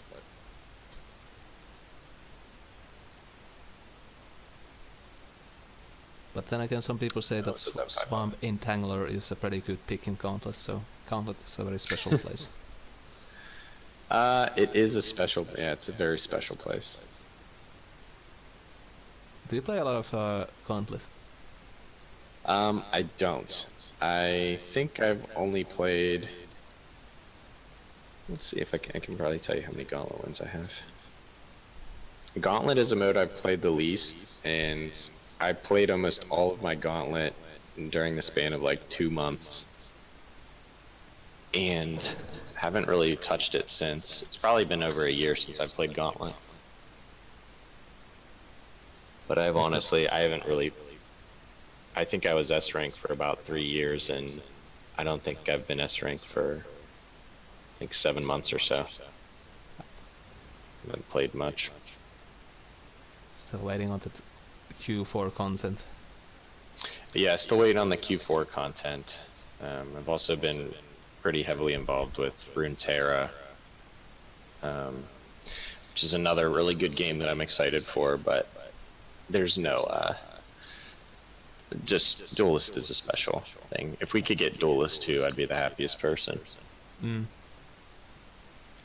I do still have hope that they'll come back and do something with it post Godfall, but I think Duelyst 2 is a far cry, but I'm obviously welcoming of it. I mean, it would be super hyped to have a second iteration of Duelyst, maybe with 2 draw. That would be crazy. Yeah, I would also settle for a balance patch. I agree with you, Pancho.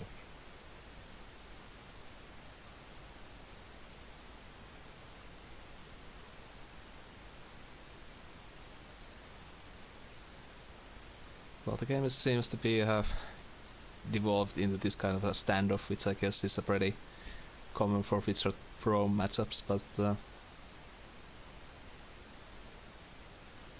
can't really tell which player is ahead here.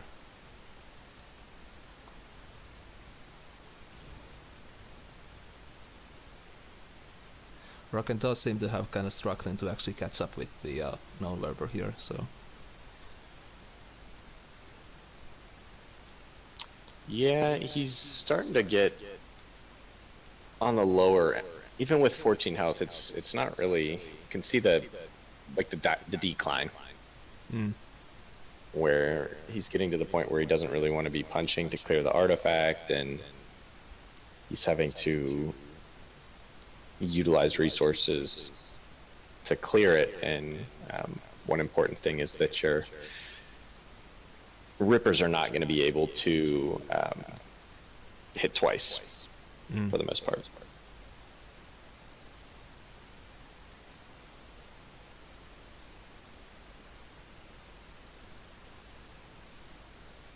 It's, I think, I will be pretty close to doing significant damage, if nothing else, this turn if the artifact wasn't up. But looks like Rocken is just gonna develop the board and just go all over the place. Yeah, I think this is correct.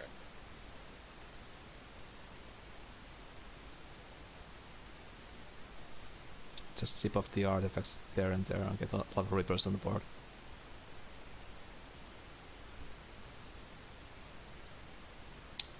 I disagree full-heartedly. I do not think that Wizard Brome needs a big burn spell. They can already do a ton of damage for way less than Songhai does. Typically, in most games, the damage is usually 2 mana, 3 damage, 8 mana, 8 damage. The higher up it gets, the more it costs. And they have the ability to draw a tremendous amount of cards while staying sustained, and then you could literally immo, heal for what? 3, draw 3, and then hit the opponent for 8 damage. I don't think they need any more burn. And this is not just your bias talking. No, this is just factual. I mean, you can say the same about Zeron. One of the reasons why Lucent Beam's been banned previously, it's just being able to heal and draw into that much damage is pretty insane. Now, granted, it is conditional, and that's why it's balanced the way that it is, but this deck has no issues drawing, has no issues healing, removing threats. The last thing they need is the ability to go face, and if you give them that, then any aggro line, our deck is going to play it as well. And you don't want to blur faction identities more than they already are. Well, I still think that the main core identity of Vitruvian is positioning. Yeah, I would agree with you. But Svegmester says that he has come into alpha play.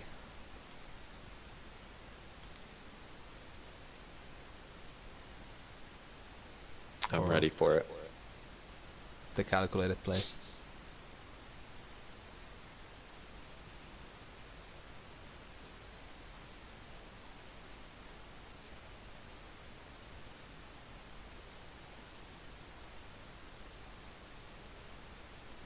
With suspended breath.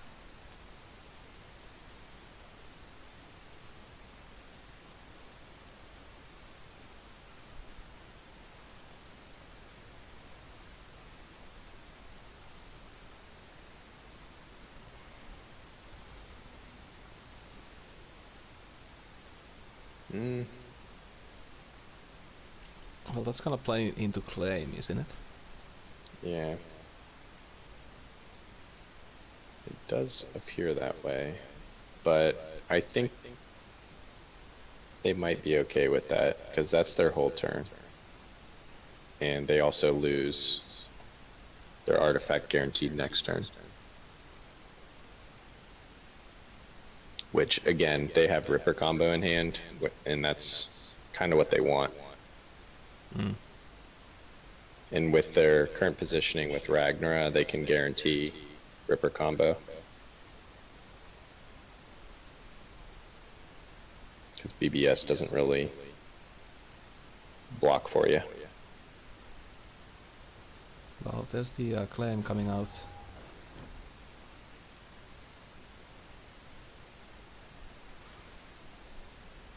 And account skipped.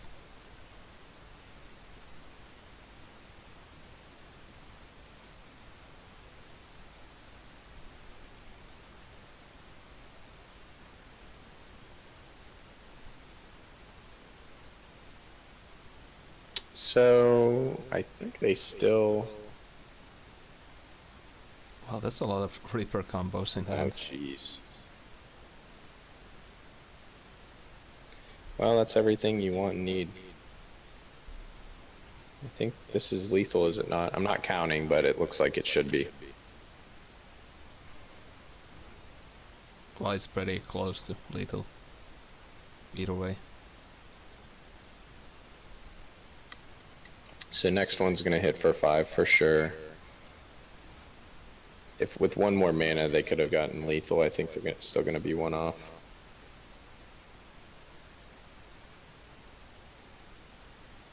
Yeah.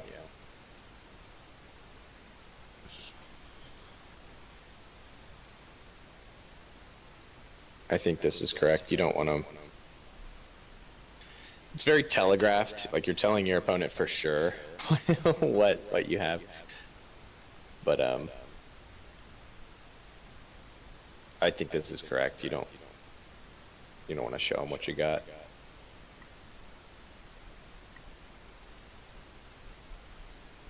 Well, now Nordverber is a bit of a tricky situation with the Letai Crystal on the board. And all those eggs. Yeah, where's the Catastrosaurus or whatever this thing's called? That's what I want to know. Extinction event. Yeah. That'll be very cool to see.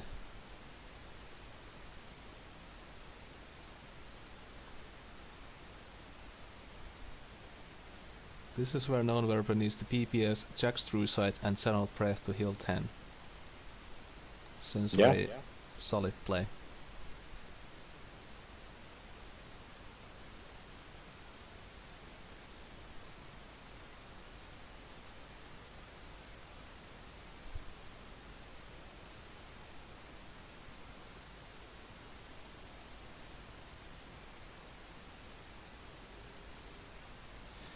Well, there's the Trinity Oath to draw. Yeah, we kind of knew that was coming.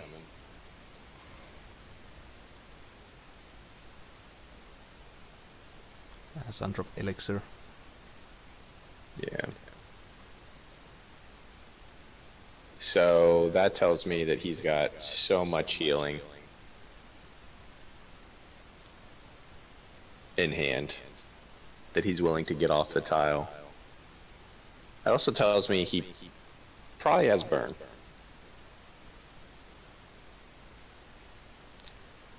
And he also has the full hand, so probably just wants to start hitting face here. Yeah, I don't know how many Tempests we've seen, I think but at least 2. if I was him, he's at 22 cards, I'd be willing to risk that, you just gotta start getting a lot of eggs on board. Hmm.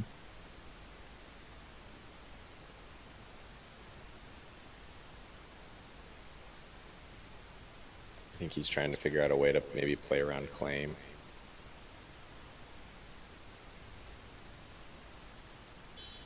I think that you replace this egg.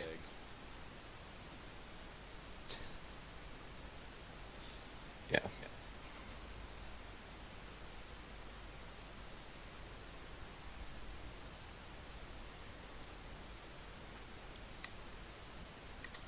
And unfortunately, we don't see the non-purpose hand here.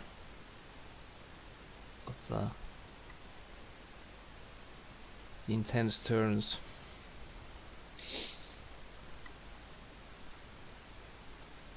So you said you were excited for Runeterra. Yeah, I'm incredibly excited for it. It's a really good game. It's unique. It fixes a lot of issues that,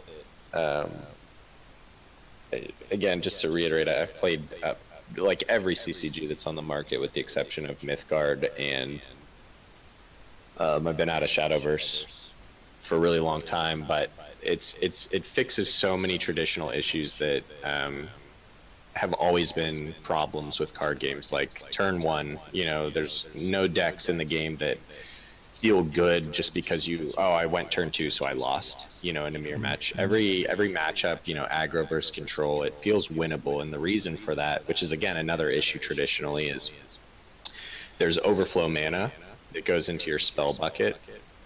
So if you skip turn 1 and 2, you've got three on your turn 3, you have 6 mana to use. So you have 3 mana that can go towards spells.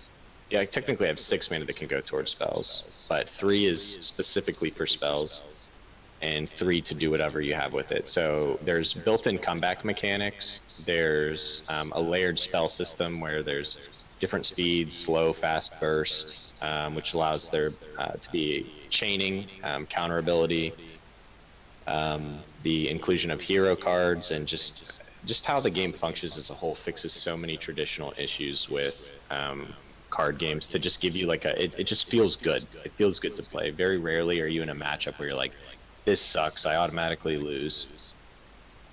Sure, it's coming into open beta here next week, actually. I think on Friday, on the 24th, I'm pretty sure. So you, like the previous patches, you won't actually need a code to get in, but there's still some quirks they're trying to work out, I'm sure. We haven't gotten all the new balance patches, but it is a really fun game, and I implore you to check it out if you haven't already. That spawn also kind of rough. Well, and he gets there's it. the combination coming out for a very smooth lethal from Rocken. I can imagine the communication would have been very difficult that turn. That's pretty insane. It just shows you that how long he held onto those cards as well, waiting for the burst. So he was kind of functioning on 1 card per turn for a while. Just waiting to use the egg hatcher and the fortitude. Yeah, I guess that's the benefit of playing this resort, because you can kind of hold back your cards a bit more because you know they have answers and so forth. So. Plus, Ragnar is one of the few generals that can just be content playing a 3-1 celerity every turn. But alright, I think we are done with that match, so Rocken sealing the deal for Rocken Rocks. And for the second match of the cast, we have Lorem Ipsum versus Gebroeres Anker. And for these teams we have the following bands. So we have Celebrant, Old-Beast Sage, Cryptographer, Jackstraw Sight, and then Gebroeres Anchor Band, Macantor, Trinity Oath, Reader, and Malicious Wisp. Very interesting that they banned Jackstraw Sight, unless they were, trying to hard counter Strategist. Yeah, it's I know it gets some play in Vanar, I guess, and some other factions, but yeah, that's the first time that card has actually been banned this tournament. So. Gotcha. And also, there's the Malicious Wisp ban, and Trinity Oath, which has either not been banned very often this tournament. So, how do you feel about those? Trinity Oath, I think, that's a good ban. I mean, every time we've banned it, it was to get rid of Wizard Brome, because as a deck, I don't think the deck can function without the card. So we kind of banned it because we just hate playing against it, not necessarily because we think we can't beat it or whatnot. We just absolutely hate playing against it, so we ban it so we don't have to deal with that. But Malicious Wisp, I think, is a card you ban when you're maybe trying to shut down their like walls or ramp strategies. So I'm assuming maybe they ran something like that in the previous week. Kind of hard to tell, but I know sometimes we run Malicious Wisp to shut down Vet. It's not as applicable in this format because they really have options, or they're not really kind of banking on Fault, and that's kind of what it hard counters the most. But it makes their removal on 5 mana feel a lot less worse. So we like Malicious Wisp against Vet, but I think that they're probably banning it for other reasons, such as walls. So Steph said they were worried about banning strategies because Keprodes Anchor ran it last week. Mm-hmm. So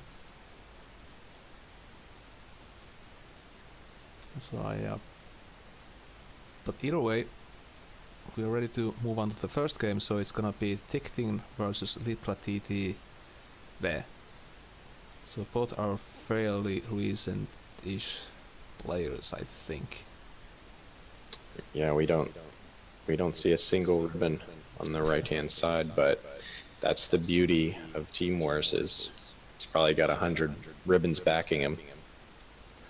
Yeah, so Tictin is representing Lorem Ipsum and Litra is representing Keprodes Anchor. We already see Starhorn facing off against Vath.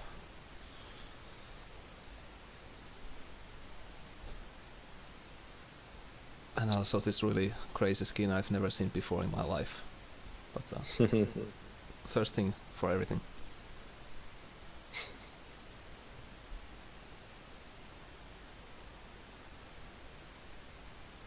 Yeah, I think that's one of those is the correct mulligan.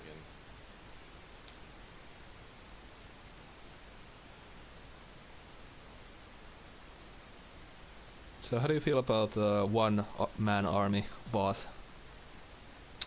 I don't mind it as much. I know I was hating on wizard decks earlier, but I think one-man army Vath it's unique because it gets to play a lot of cool cards that I think have kind of more or less lost their playability in Vath because of the introduction of, or not necessarily Vath, but Magmar as a whole, because of the introduction of Wanderer and just Ragnar as a whole. It gets to play, Drogon, which on, I haven't played the deck in a while, but I have an aggro deck for Vath that plays similar cards to what's in hand right now.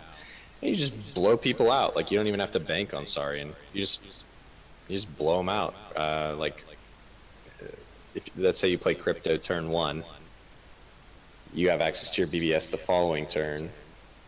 And then you can get up to like 4 attack by turn 3, and then you can flash out a Drogon and flash out a Crypto and just like kill somebody on turn 3. Like, Crypto and Drogon together are just with one flash reincarnation is enough to just seal the deal so quickly. And when you have cards that push damage, like Tectonic Spikes and whatnot, that also draw you cards, and Silhouette Tracer, it's a cool deck. I mean, it plays the way that it should. Yeah, it's also been a fairly popular deck in this tournament thus far. Magmar, I think so. And he's showing the power of it right now. It's granted you're only going to hit him for 6, but he now has to do something about that 5/2, which also keeps him in range of your general the following turn to get smacked. So I'm not sure what Litra is playing with the Starhorn, because Starhorn is pretty hard deck for me to read, but yeah. which one would you pin as a favorite in this matchup? I would say Bath. I don't necessarily know what type of deck that the Starhorn's playing. I would imagine it's either Burn, or maybe Apex. I don't know. I'm not really an Apex type of guy. The only decks that I play with Starhorn are the self harm, like almost like a mid range aggro deck. But it's hard to tell because I think all he's played is golems thus far. The chat is saying that they entirely disagree with Flash Draw Counter because they had double flash in hand. If they had, I don't remember, but if they had double flash in hand, then wouldn't have played it. But I think the play would have been, I think that turn would have been rather weak without it. I think one of the reasons they went for it is because they knew BBS would be up the following turn, drawing them a card. So, although it might not be the right play, I think that might have been the reasoning behind it. It always kind of feels bad not playing cards. Yeah. But I know a lot of times you play more cards than you should because they're going to draw you cards the following turn. But again, you kind of never know. But like they said, it's having 2 flash in hand with Drogon and Crypto is probably a mistake. That's a lot of burst. Yeah. They did not have Crypto in hand from what I remember though, so 2 flashes though, so. Yeah. But these are the kind of decisions you have to make with the full hand, and no good play. Correct, yeah. And so I do like this play by them, just keeping it simple. The one interesting thing with this deck is you run Earth Spheres, but it doesn't always feel optimal to play them. And that's, the right moment to go up to 23 health, have a full hand, and keep an open board, and push 3 face damage. I mean, you got to capitalize. We're looking at a wizard Starhorn, but you got to capitalize on those types of turns. So Beauty Gator coming down for Lipra here. Interestingly, he didn't decide to move at all. Mm-hmm. Yeah, I think he wants to preserve the mana tile. I would imagine he has Saurian in hand. Yes. Or something really crazy from Magmar. Yeah, what I would do if I was him, I mean, of course they replace into the natural selection, but prior to that, I would definitely play the Silhouette Tracer.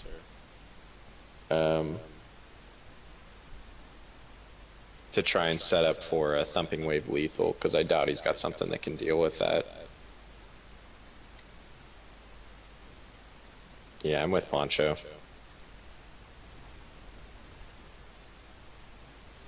Or even Armada coming down.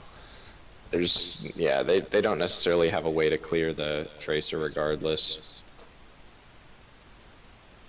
No, you're so far ahead. I don't think you pay any mind to the Tracer. Oh, there's the Saurian finality coming down. Both players reset back to 4.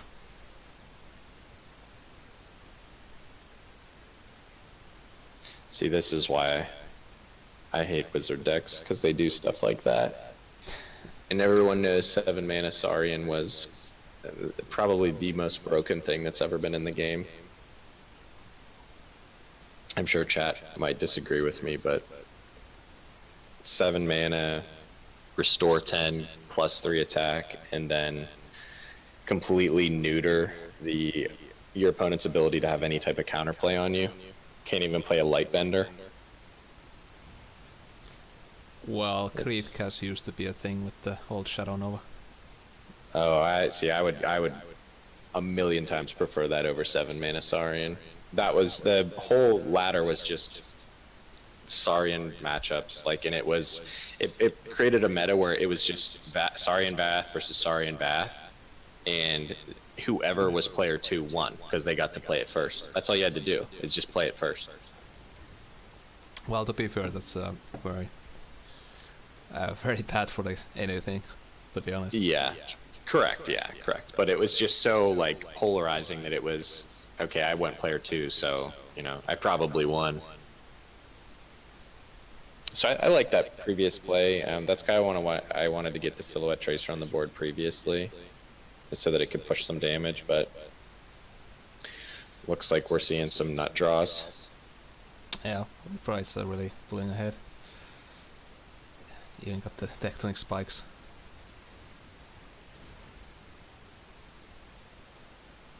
Still 2 off. No, wait, he has the lethal here. He does have lethal. Yeah.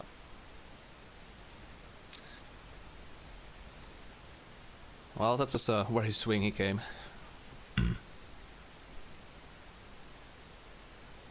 That's what happens when you play with Magmar. Yeah.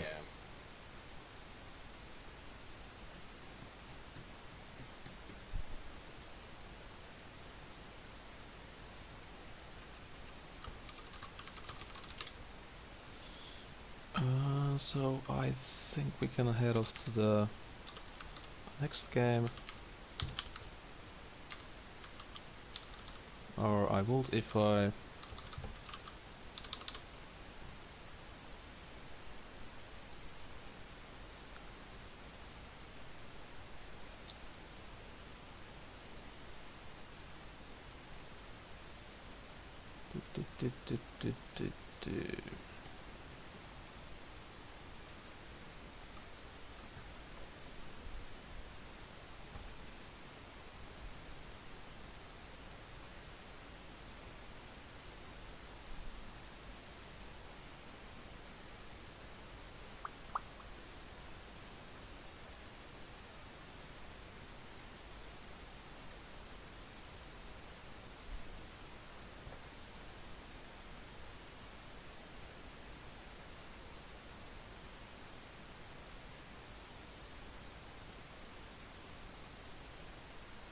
I think I may have gone too far, or maybe I have the wrong person because people change their names a lot in this game. Who are you looking for? Teeth Muffin. I believe he did change his name, and I think it's Boobies. Yes. Bewbies, I think. Now, that's just an educated guess. Oh, okay, and yes. And I think his opponent also changed the name, which is why I couldn't find him on my friends list. Let's see. So we have Puppies facing off against Isukle.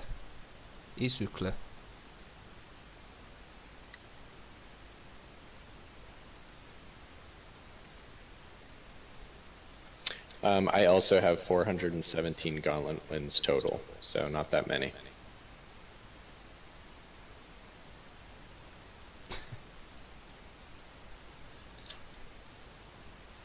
Well, I'm just looking for the boobs because the boobs are very amazing birds. Let's see what we got here. Well, this is interesting, seeing a Zoran list. Against another Kara list.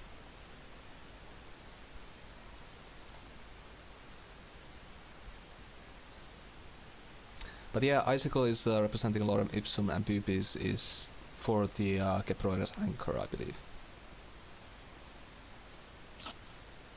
And Icicle is throwing out the Christmas boxes as is past seasonal. The old Christmas 6.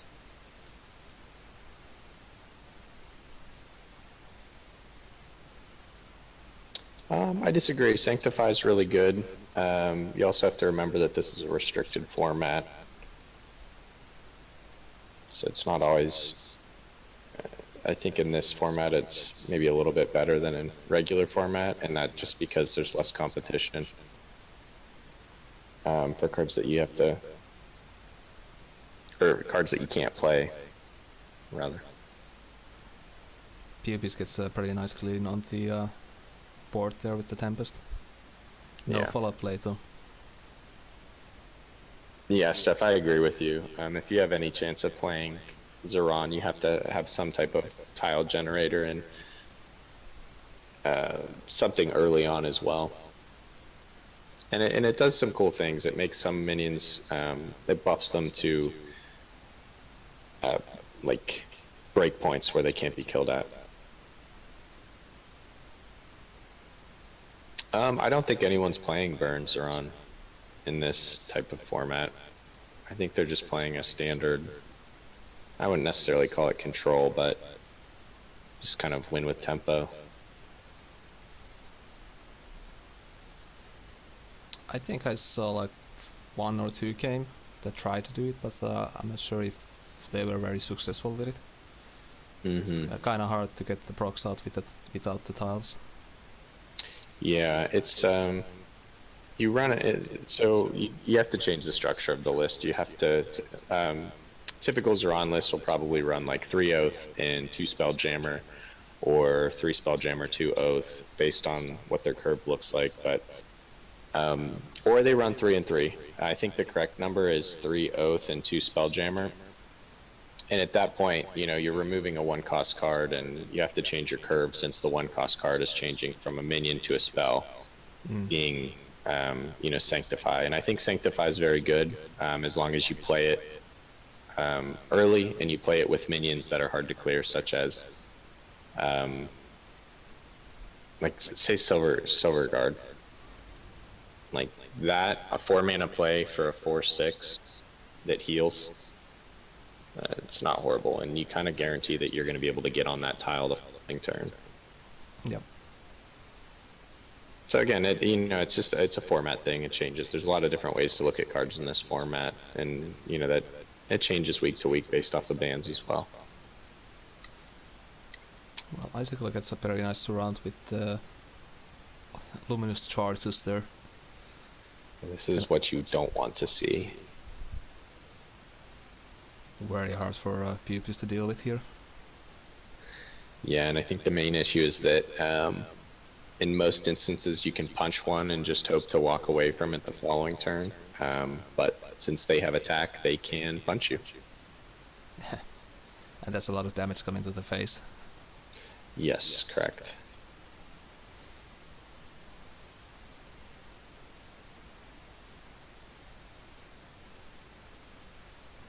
Yeah, I'm not sure he can actually do anything here.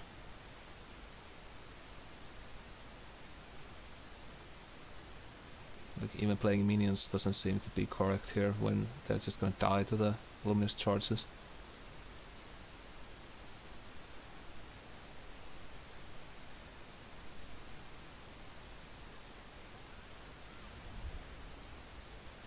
But looks like Icicle is just gonna heal up here and hope for the best. Yeah, I think this is the correct play. We've already seen that he runs. I mean, I will say healing, obviously, that's a no-brainer, but Zeron runs Sundrop Elixir, which is one of the best heal cards in the game, 1 mana. 1 mana, heal 5. And I think just about every list should run it, because that card single-handedly can beat it, the aggro matchup. It can beat a lot of matchups. Mm.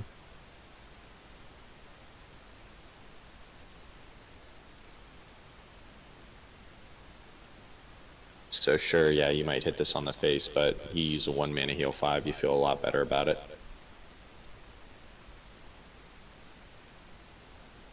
Pulpis also has the vial in hand, so his game plan is kind of developing slowly but surely.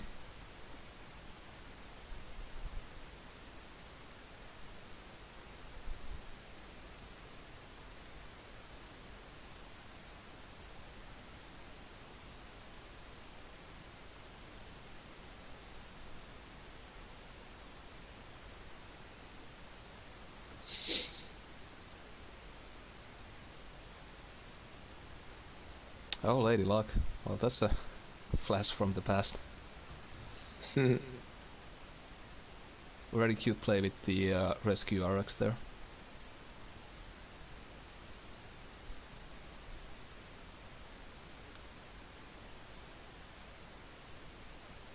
Yeah, I don't think can't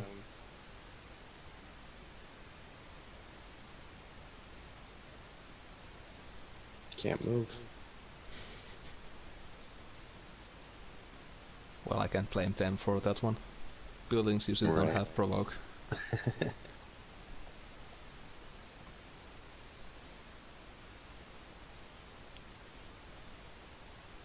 I guess there's a point. You know that they're probably not running Lightbender,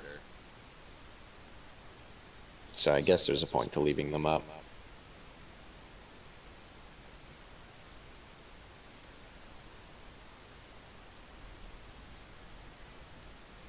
But what are you trying to achieve? Like, are you waiting to buff them up to like 5-6 or something, 5-7? I missed in the beginning if he's running tokens. I don't think that he is.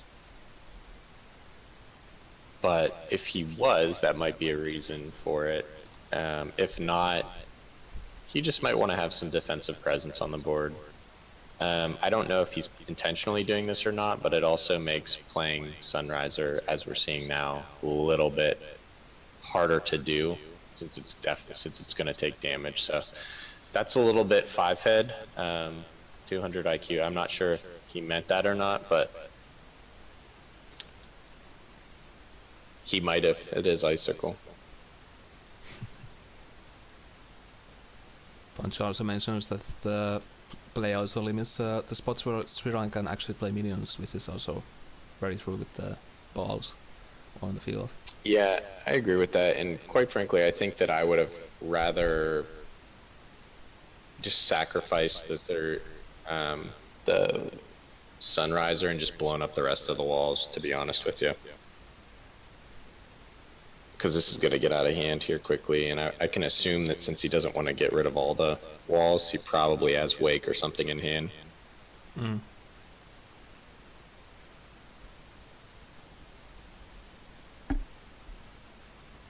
But, you know, a lot of these turns are kind of player style and choice based off of what they have in hand, so.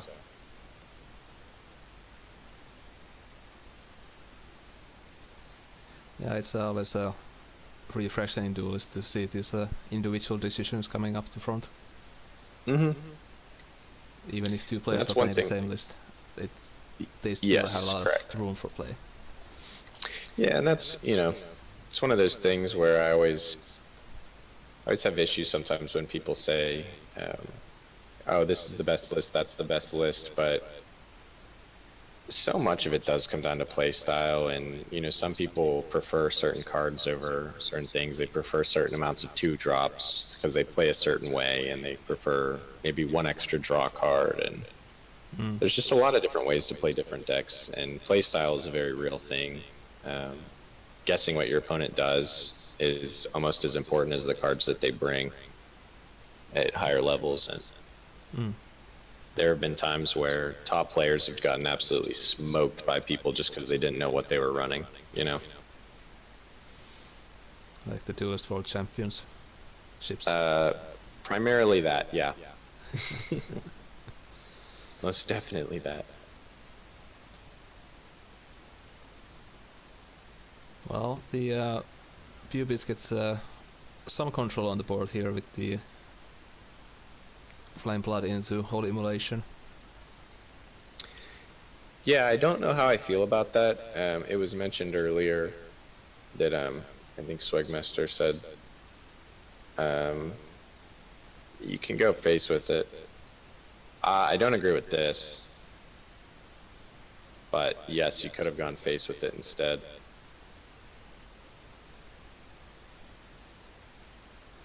I would much rather leave the 2-1 or get rid of the 2-1 and have it value trade into the 3-1, or rather up trade, sorry.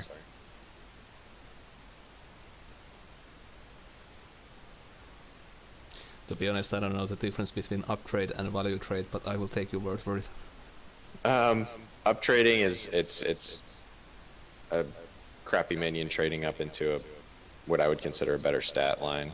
I guess in this instance they're probably tied, but value trading is when you kill something and you still survive. Okay. Like a 3/3 hitting a 2/3. I always thought it was the other way around, but I learn something new every day.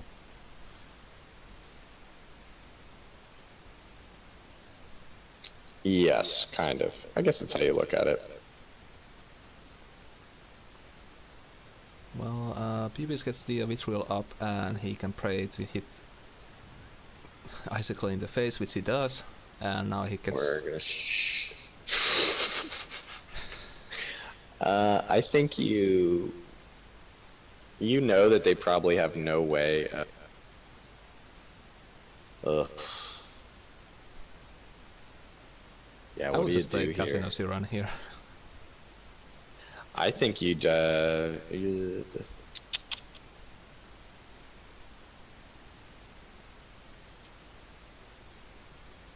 I don't know, man. This is interesting. There's always the thing where you could just put the second, I don't know about that. Yeah, you could, I was gonna say you could risk the lethal, but just punch. I would punch it, and then I would heal then punch. Yeah, me too. But it seems Pubis just gonna develop minions and... No! Back up and do Zeron things. You got him down to 2. No. I guess you have 20 health, but like you also have no draw. You could get overwhelmed so easily. Well, Icicle is down to 2 cards, so he's also pretty low on cards. Yeah, I guess that is true. And he knows that the 5/6 has to punch the thing. Oof. Rust crawling into Herald would be very interesting line from Icicle, I think. And he didn't. Yeah, he didn't have the ammo in hand either. So. No. Eesh. Okay, those are pretty big guys coming to the board. So this is what I would be afraid of, being overwhelmed. But yikes. I think it's now for the casino time. I think you get the nope. You put the double vitriol and you go to town. Yeah. Because you're almost guaranteed that you can heal one of those things too.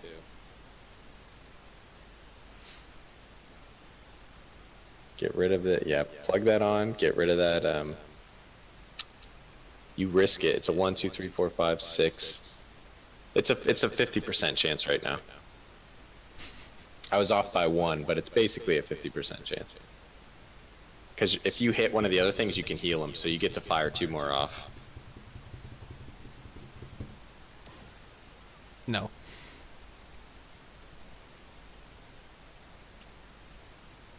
That was not the hit he was looking for. Replace it. Heal. Oh no. Oh, I don't like it. Heal the 5/2. No. No, the other 5/2. Oh.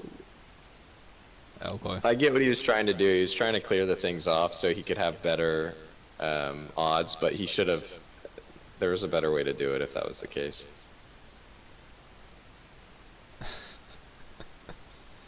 Well. Ugh. Icicle is standing, Well, still standing. Yeah, it's.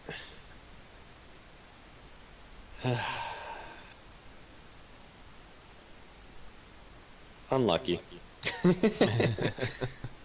Unlucky. Well, to be fair, I don't think Icicle can do anything to come back from this, but we'll see. Yeah.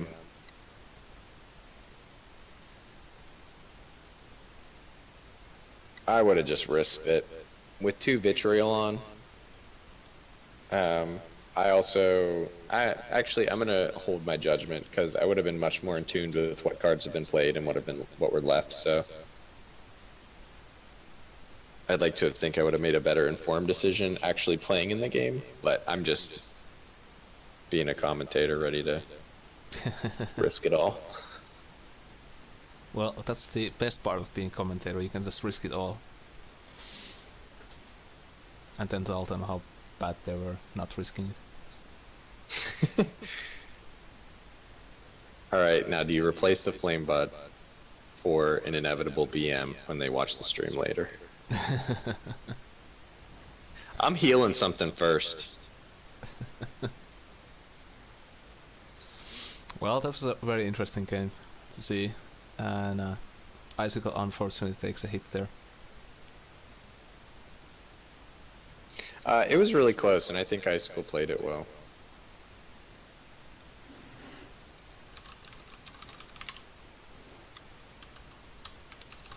But when you're playing things such as Tempest and they have access to as many board clears as they do, sometimes it can be hard to keep things on the board. Mm.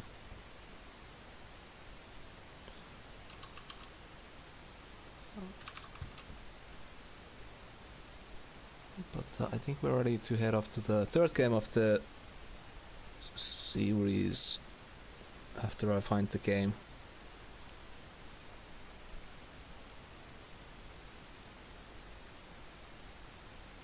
Did I just go past it? I just went past it.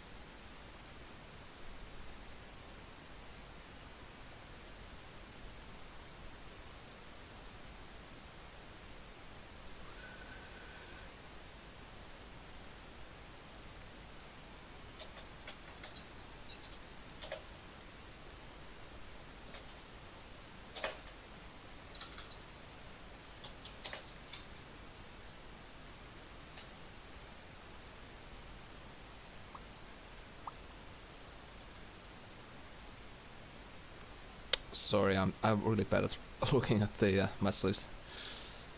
Oh, you're good.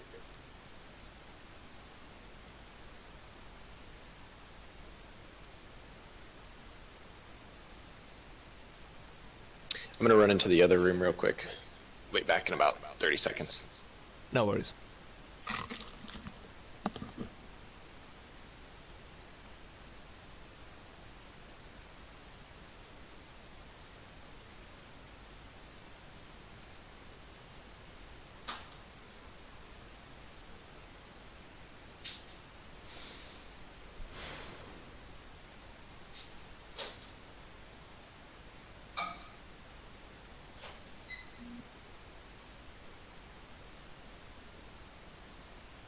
But this is really interesting because there's a match marked here that is not actually on the match history, so let me see if I can actually read this list better.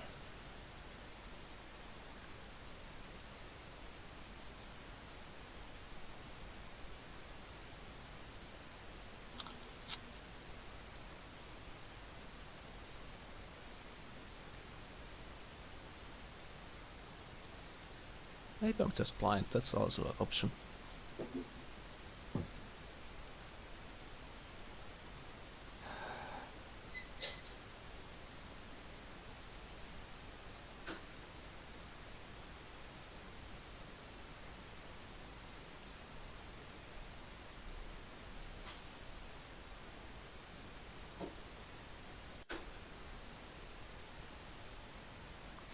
Now I think there's maybe a problem with the match history, but it's okay. We can just move on to the next one.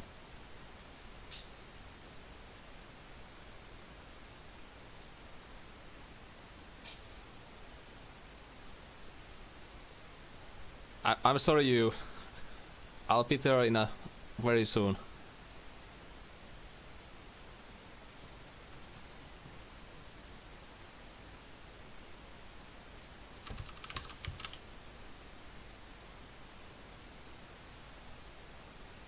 Like in an hour and 30 minutes.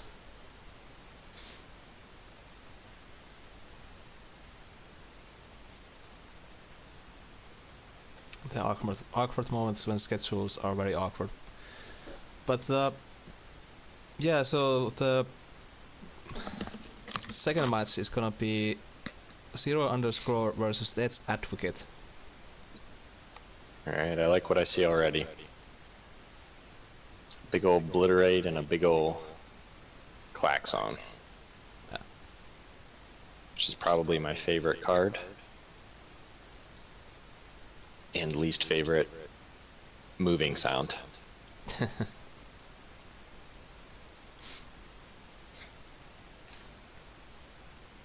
I think Death's Advocate is actually playing PvP's list here.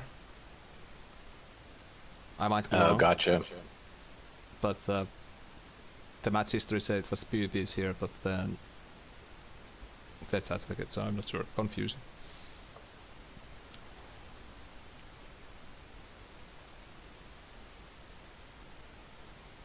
But either way, it seems pretty creep heavy list here, so how do you think like the modern creep works?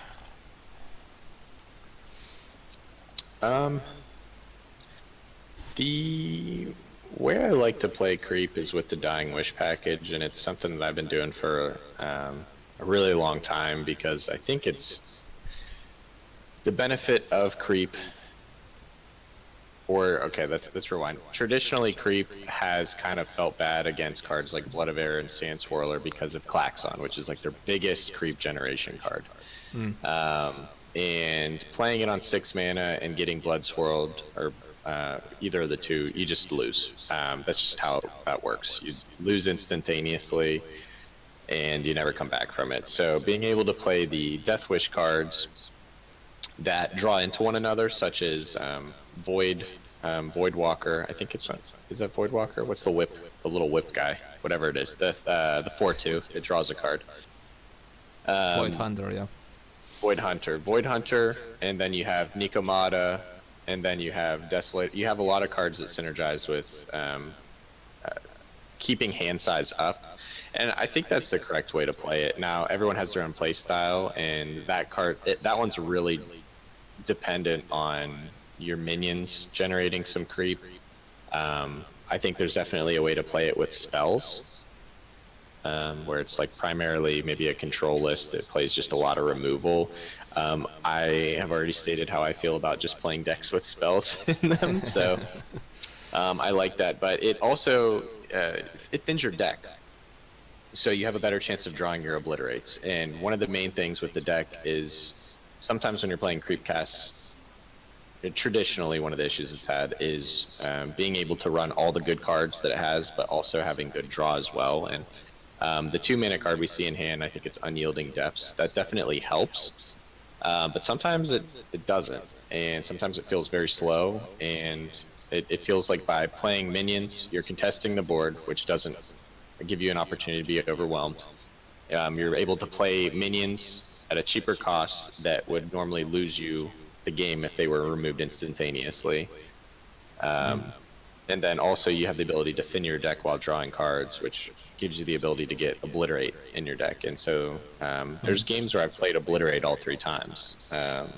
It's a deck that can sustain, and I think it's interesting. I think that, again, there's no right or wrong way to play it, but I think that's kind of where we've fallen in this never-ending meta. Yeah. That we have. I think those are the viable options, and if you're crazy, you can try and play it with Arcanist, but not everyone's a madman. Yeah, the creep has a long and varied history. But seems like 0_ is managing to keep the board under control here and still getting some creep on the board. Yeah, and oh, Nick, nice of you to join us. And I think you don't do that play. I think you whip the jammer, but I don't know. Do you just want to keep the card draw alive? I want to draw cards, personally. Well, You're coming up on 8 mana and you got 2 Azaleas in hand. And you know they probably don't have a good way to get rid of Klaxon. So that's just me thinking ahead, but you know. There's definitely coming down. Yikes. I still think you plop a Klaxon.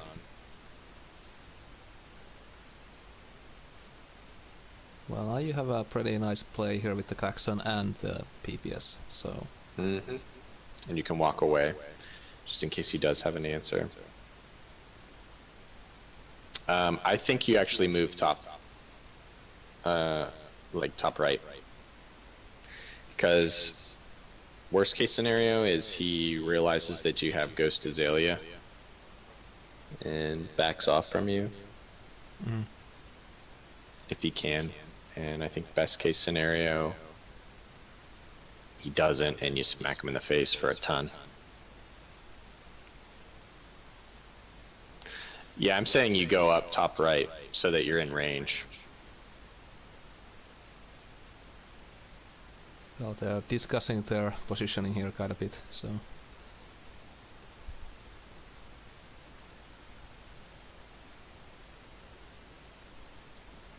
It's always interesting to see those hovered mouse icons and just go back and forth like 5 minutes. Yeah, I'm really guilty of that. The optimal way is to not do that, because you're really telegraphing what you want to do. So, you really shouldn't do that, but I'm the worst person at that, and so...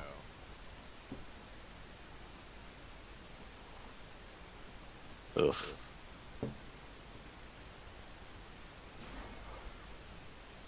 Alright, we're gonna see...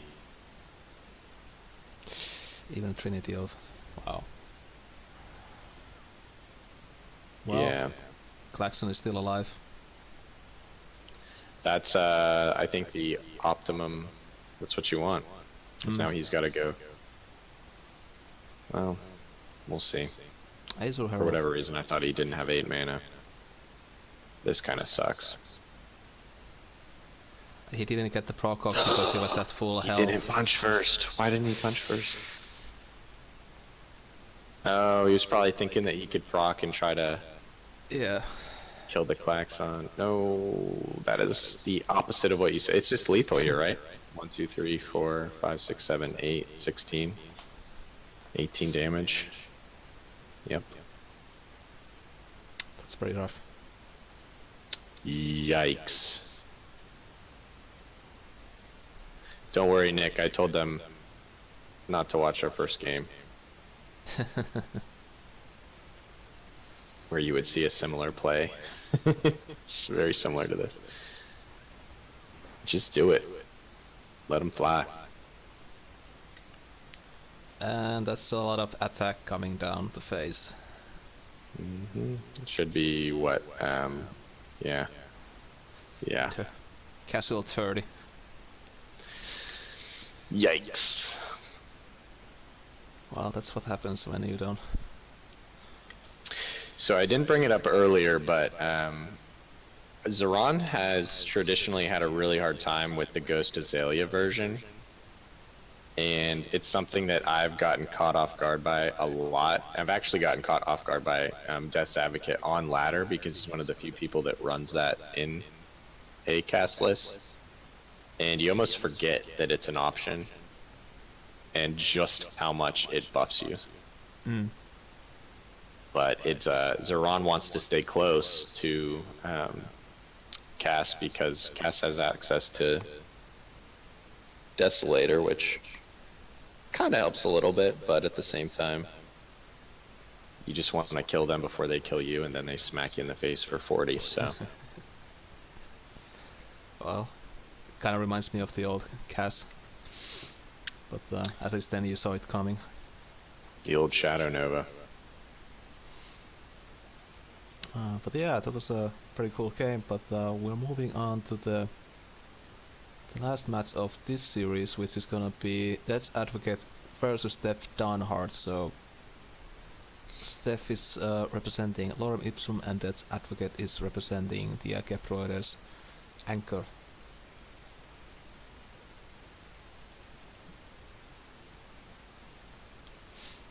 I think no one has played the Little Wasp more than Death's Advocate.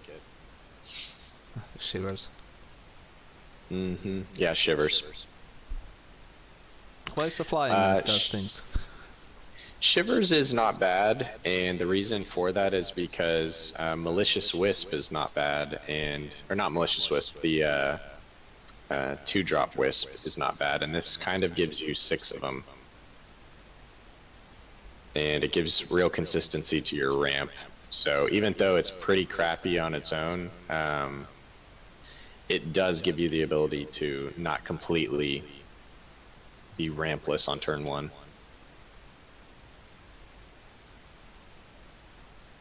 Yeah. True. Yeah. It definitely does get pinged, but not everyone has answers to it. And for what his deck wants to do, I think it's fine running it in the 2-drop slot. Yeah, this seems because to really be the only the only time you get super punished for playing it is turn 1. I mean, turn 2 you can put it in infiltrate range.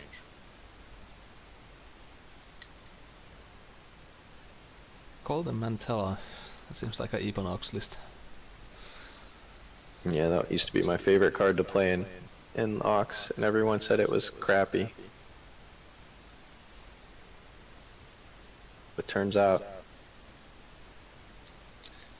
it's bugged, actually. Are you still seeing the mana tile there? Yes. Oh, it has to attack? I thought it has to die. Oh. Yeah, it has to attack, yes. Oh, I thought it was just die. Oh. Well, never mind. Rewind. I take it back. I still support my initial point that it adds consistency to the Wisp having something on turn 1, because I think Wisp is a really good card for Vanar regardless. I mean, it helps you cancel out Malicious Wisp, and then it also obviously progresses your game plan, and I think everything in Vanar has been nerfed to cost more, so could use all the help they could get. Do you then think the 1R nerfs were warranted? Or did they go a bit overboard with them? Sorry, come again? Do you think the 1R nerfs were like justified, or do you think they went a bit overboard with them? Well, it's funny because we've been playing in a meta for so long where Vanar has been very aggressive, and a lot of people don't realize that, like, for the first 2.5 years the game existed, including in beta, Vanar was just so overpowered every expansion. And whether it be the old Kara having hand buff, Faye having her control decks with Meltdown, and then Faye having access to the crazy mirror reflection or flawless reflection lists, and then the Arcanist list. They deserved all the nerfs that they have, but I think some of the cards got hurt really bad. In particular, Circulus used to be a 1/3. Being a 1/1 is pretty insane now. I think it could be maybe a 1/2 with the game's current power level. There's a lot more ways to deal 2 damage. I also think that Mana Death Grip was really the nail in the coffin for Arcanist when it went down to, or when it went up to 2 mana. That really kind of made it unplayable in every sense of the word, and it was not really. Oh, that's kind of unfortunate. Yeah, that's just an interesting interaction there. I think that's what you want, but I don't know. But as a whole, I think the nerfs were kind of justified, but I think they were a little much. I'm just happy to see that the feels bad stuff got hit, like Seraphim and Flawless Reflection. Because what was it? You could play a Seraphim and you could Flawless Reflection it, and then you'd immediately be able to play spells. Yeah. At the cost of 0 again too. So you could just Just create win. like 1,000. Yeah, you could just easily win at with a given number of different cards adding to the combo.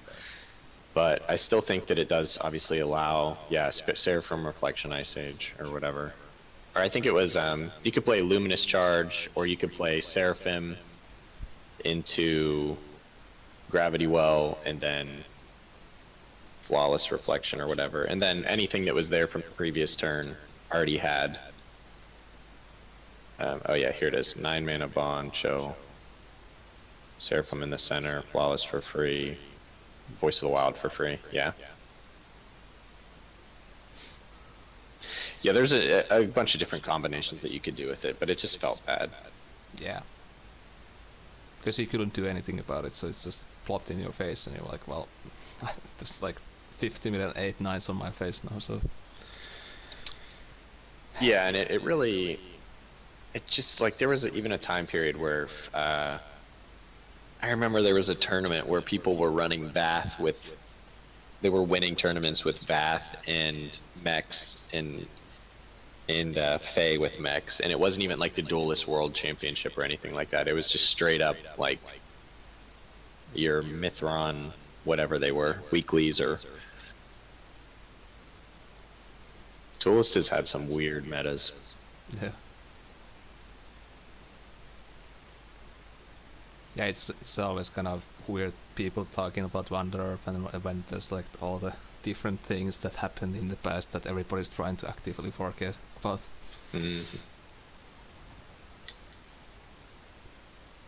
But yeah, Death's Advocate seems to be in a bit of a pinch here against Death, who's pretty firmly on lead.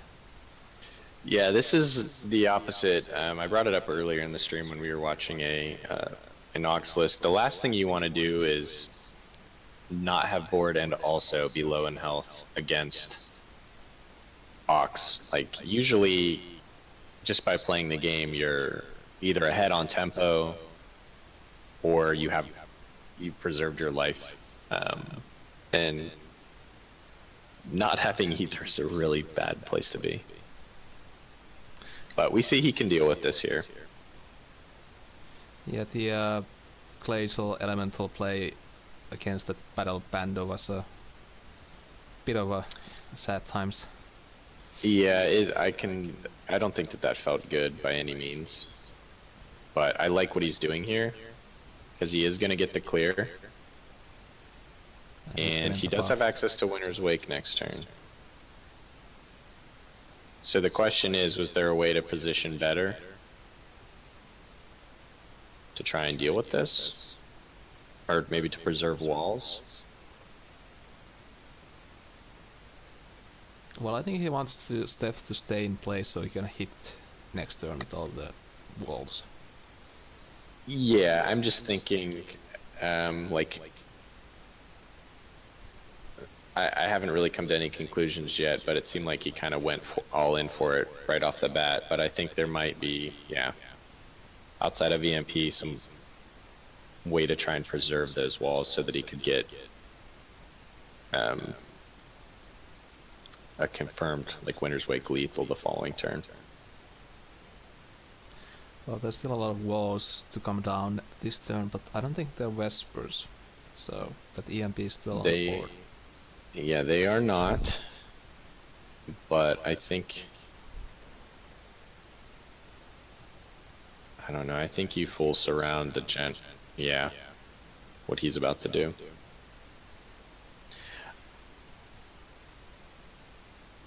I don't know if I would have attacked with the Elemental. I would have body blocked with it, so that you just don't auto die to the EMP, like a second EMP.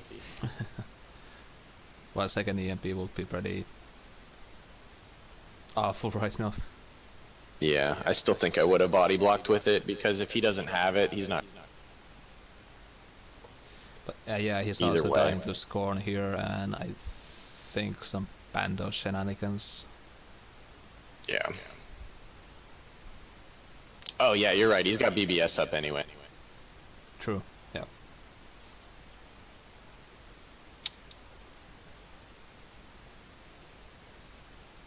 So it doesn't really matter.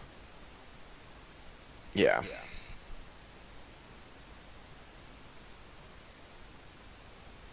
Funny how the people playing the game are like seem to make better decisions than the people watching the game. That's weird.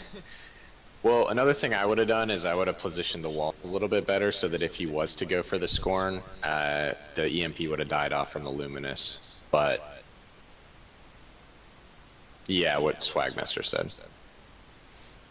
Maybe I'm on a delay. Hold on, I'm gonna reset the. I'm watching on Twitch now instead of the Discord. There's like a 5 to 10 second delay there. Gotcha. Okay.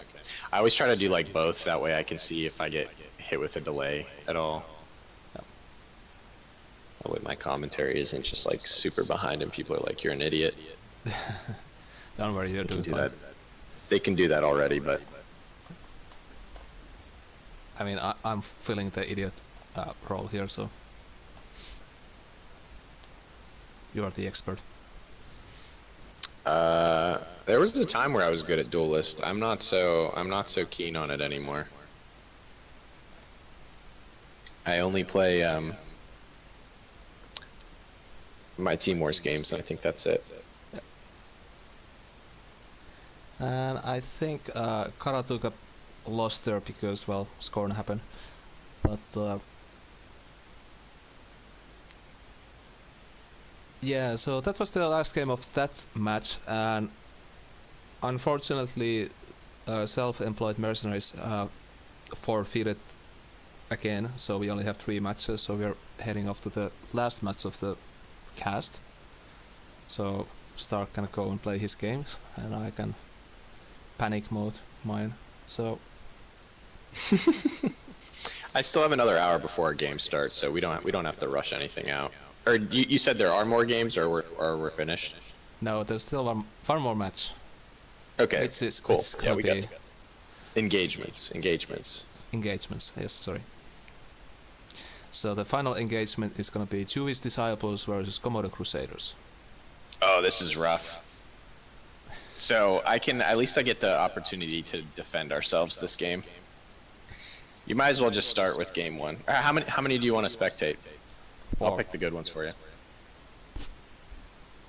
Yeah, I got the first game set up, so so Komodo Crusaders banned Old Beast Sage, Reader, Trinity Oath, and Metallurgist.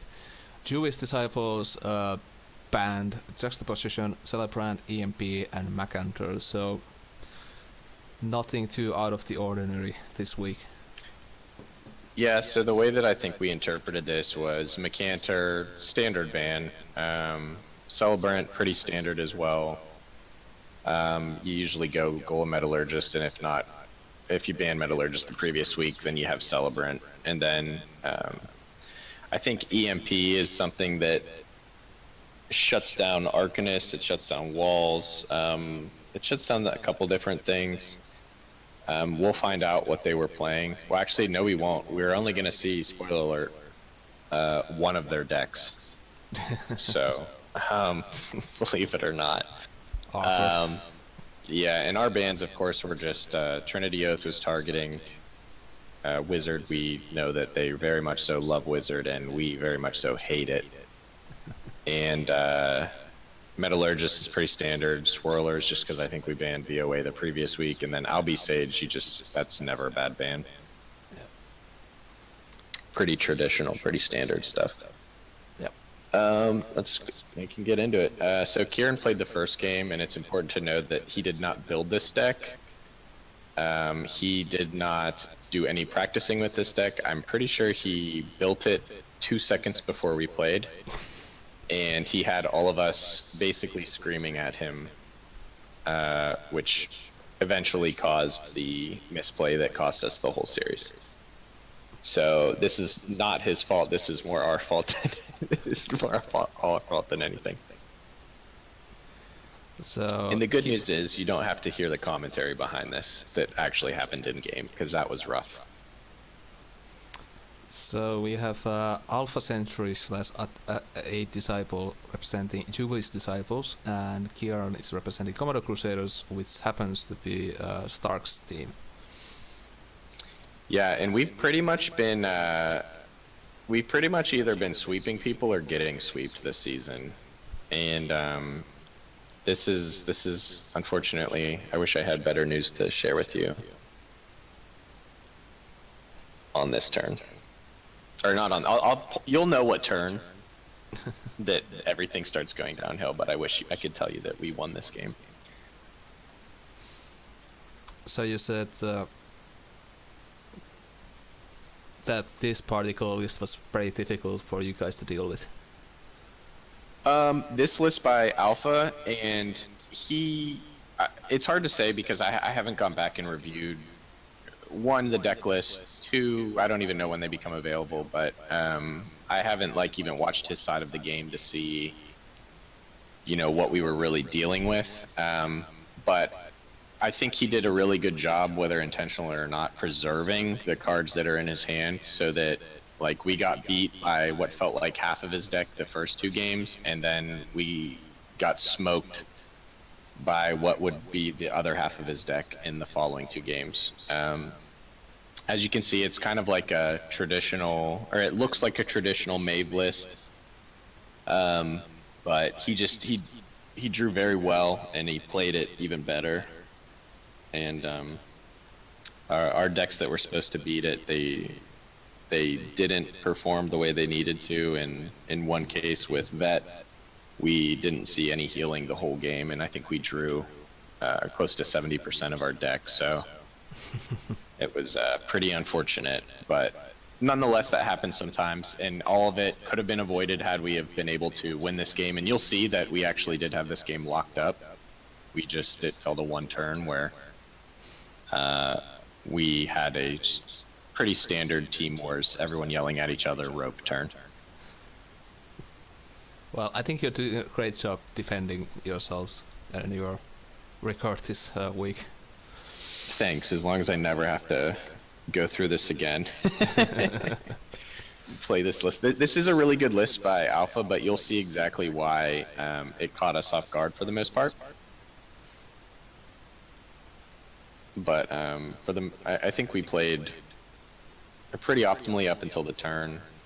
The way that the Juvies plays is, and of course they have a lot of very good players on their team, so you really see the play styles come through where, you know, in our Discord we were very on top of what we thought they were going to do, and a lot of times predicted what they would do each turn, but they play really well and they deck build really well in a sense that's okay. You know, even when we're predicting what they're going to do, they're still making really good plays, and it's putting us in a rather bad place when it comes to counterplaying around it. Yeah, they are also one of the Team Wars veterans, so you guys probably have a lot of history together. Yeah, I think they've been around for a long time. I think they've all been around since the beginning, for the most part, with maybe the exception of one or two players. But and I think that everyone on their team is a phenomenal player. Mm.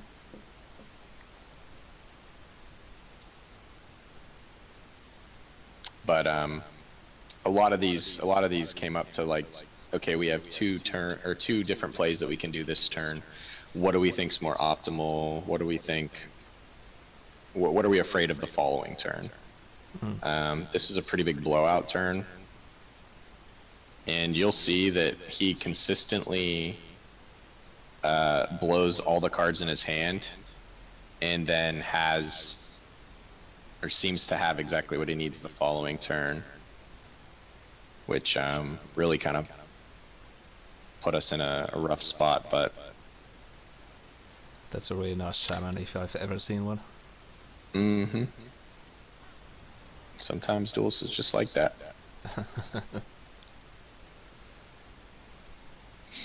Yeah, sometimes kind of mesmerizing to watch Alpha Century play, because he just seems to have always locked down. Yeah, there's I don't know who said it. It might have been Dragal, but and he's the king. For those that don't know him, he's the king of top decks. He's very good at having like two cards in hand the whole entire game, and having exactly what he needed every single turn.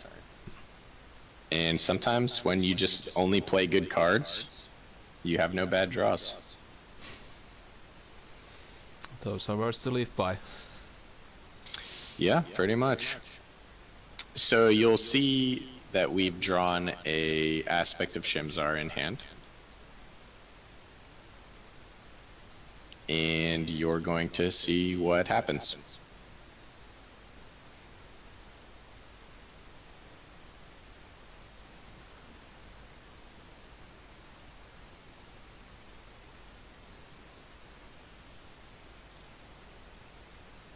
What is a play sound for card draw for everyone? Yeah, and keep in mind, the player who built this deck, we didn't really have any insight as to why they built it the way they did. This is just a deck that we had to make key play, and he doesn't really have any experience with it.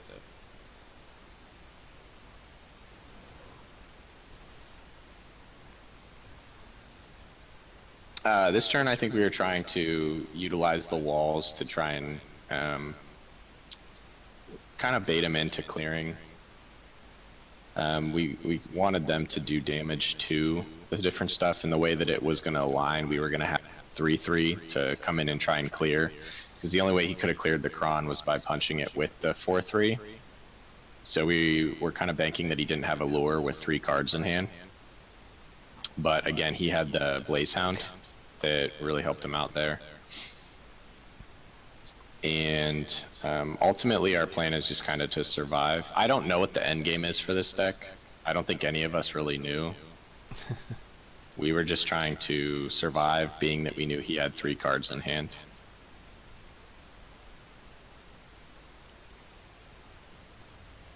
Well, that's a pretty solid survival there thus far.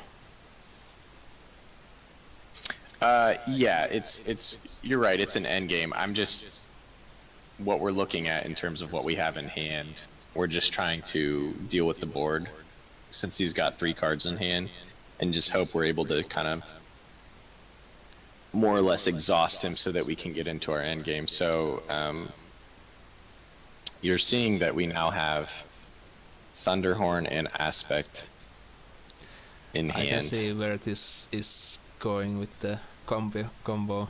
Yeah, and so this is why this is kind of why we played this the Kron where we did. And oh, I wish we got Oni. That would have been so much better.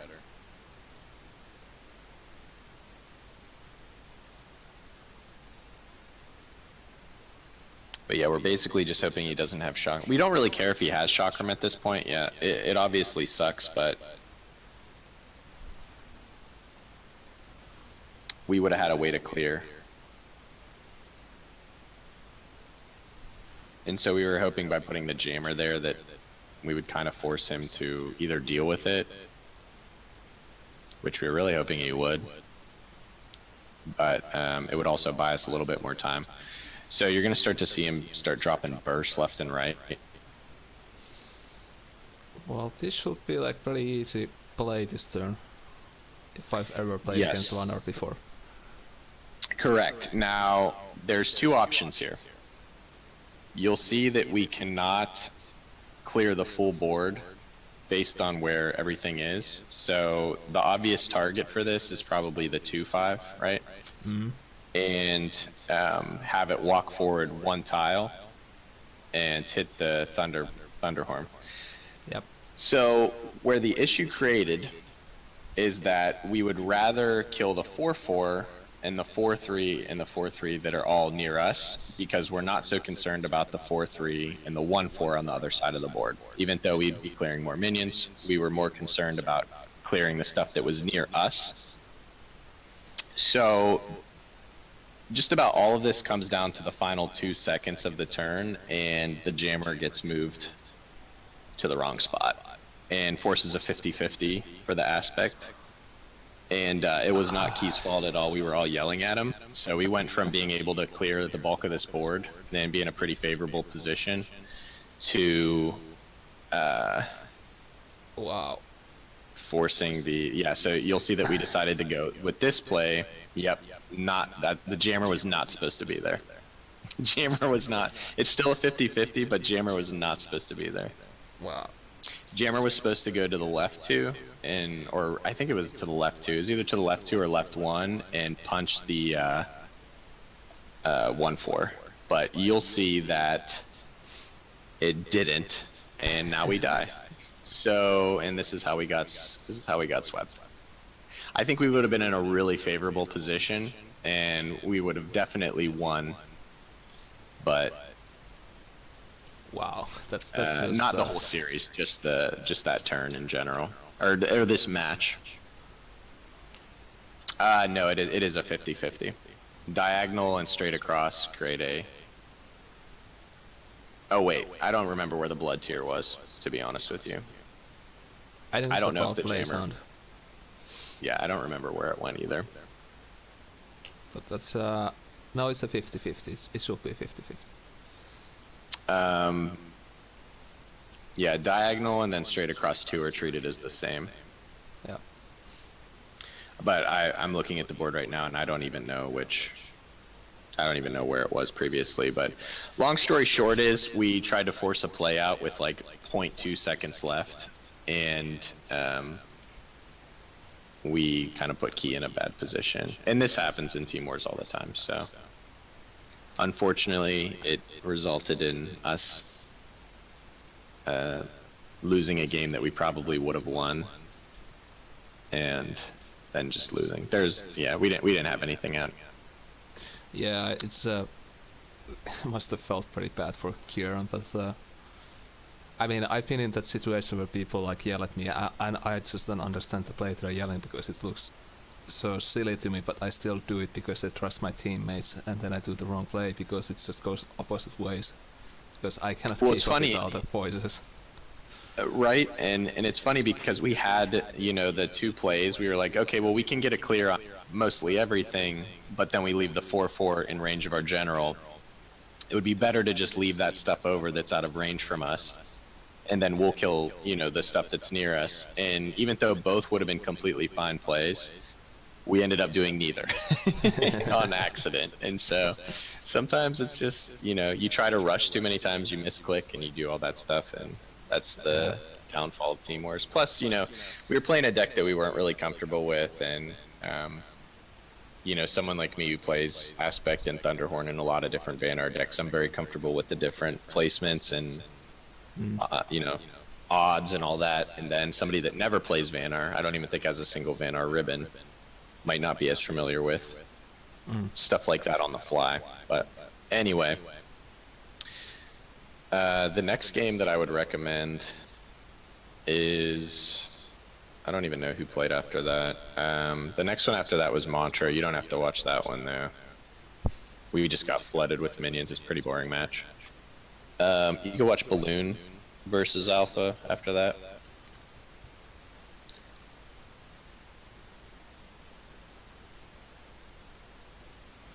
And to preface it, I think we knew Vet could tolerate this. We just didn't want to throw Vet away.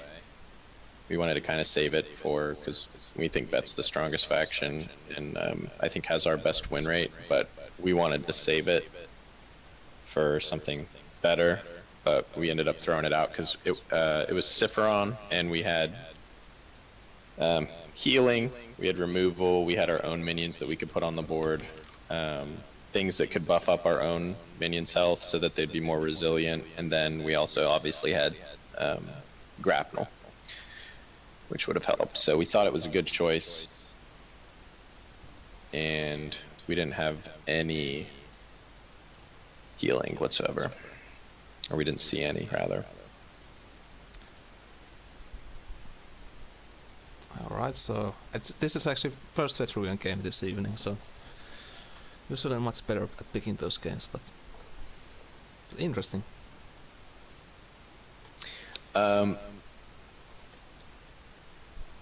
Yeah, Mana Forger is honestly a really good substitute in this. What's that? I love Mana Forger in Vitruvian. Yeah, it actually fills the gap really well in place of Celebrant, believe it or not. This match was kind of I won't say an eye-opener for me, because I like running Mana Forger in this list, but It really pulled its weight here. It makes a lot of like Vetruvian cards a lot more playable, and it also makes like if you have Blood of Air, it makes Blood of Air like a lot harder to play around. Yeah, it's as a 4-mana, it's kind of like a it's kind of like a more broken Blood of Air. Yeah, well, Leave it at that. I think Blood of Air is balanced, by the way. I just think Vetruvian should have gotten the old Siphon back. I don't. Make it cost 1, maybe? I don't know. What is it? It's only next year general now, right? Yeah. Oh man, I don't know about that, man. I'd hate to think that Vitruvian Arcanist could ever be a thing, and I feel like giving them a 0-mana card, it's good. Besides Ray. Oof. Oh my god, that'd be like juxtaposition level of strong. 0 mana, spell anything from any range. Well, I think it would have been just fair if they didn't print Blood of Air instead. Oh, well. I'm still kind of bitter. So I have we to were deal with actually, Blood Moon Priestesses. Oh yeah, I agree. So on this turn we were actually all arguing about a play that Balloon didn't even go with, nor did he say anything. He just kind of did his own thing, and he played a much better play than all of us were arguing about.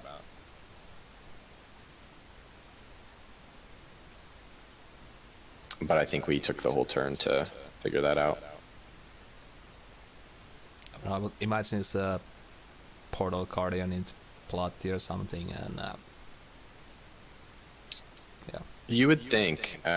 So that's what we were all thinking about too. Our main thing was like, okay, we don't need to take both mana tiles, but we should, because he can definitely utilize them. Mm.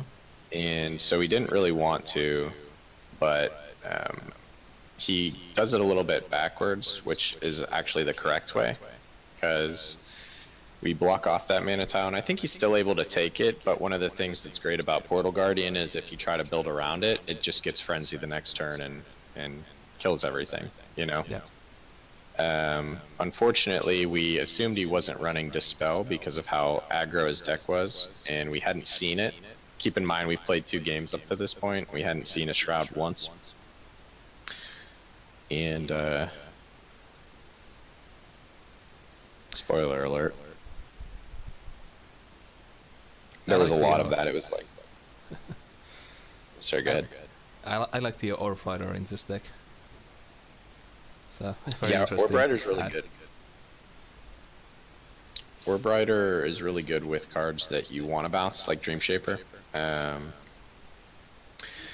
It's really good with just a lot of different things. I think the point of the reasoning is that the one attack isn't as important as blocking off the mana tile. And also Yeah, we wanted to block... Oh, sorry, go ahead. Portal Guardian is a much better position now. Yeah, and we figured he either have the Shroud or he did. So... And believe it or not, through most of this series, it was like, all right, it would really suck if they had that card, and they always had that card. So there was a lot of that.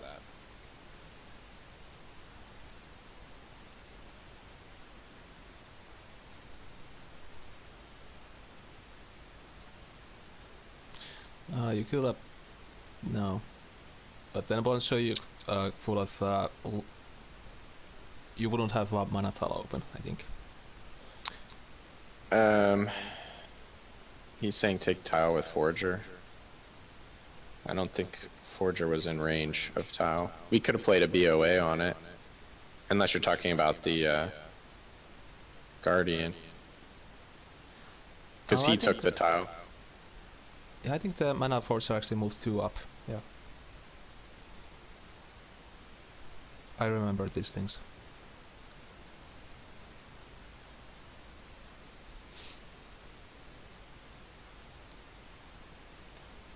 So, I really like this match, but unfortunately, like I said, there was a lot of, well, it would really suck if they have this card. and they had it just about every time. So I think we did really good positioning. I think we made really good plays this turn, or this time around. It just, again, you'll see just how much we drew this game. You know, we're already 4 cards ahead of our opponent. And I think we end at about like, maybe like 10 cards ahead of our opponent or something like that. But I'm sensing that this kind of theme with you is that you're happy if you're drawing just a lot of cards. Then it's a good game. yeah, if you're playing, well, that's the thing. If you're playing more cards than your opponent, you're probably going to win. You're using more mana, probably more efficiently. You're doing more things. Obviously, that's not true in every case of the word, but Orb Rider's good because we're running golems, and we have the guy that shoots golems out. You can also bounce Swirler. Oh wait, we don't have. I don't think we have Swirler in this deck. You can bounce. In general, you can bounce that, but most important, the biggest target for Orb Rider is Herald. Since we don't have Swirler to bounce Herald. You could also, example, bounce back the Scorn or the Portal Guardian, get it back out next turn. Yeah. Dream Shaper, as you mentioned before. Yeah, we also have Soroka. We have a lot of cards that we want to bounce. And again, the primary thing is Herald. Like, to be able to continually play Herald is incredibly good. But again, you'll see we're about to pop off with some draw again, and we never find the Herald that we needed.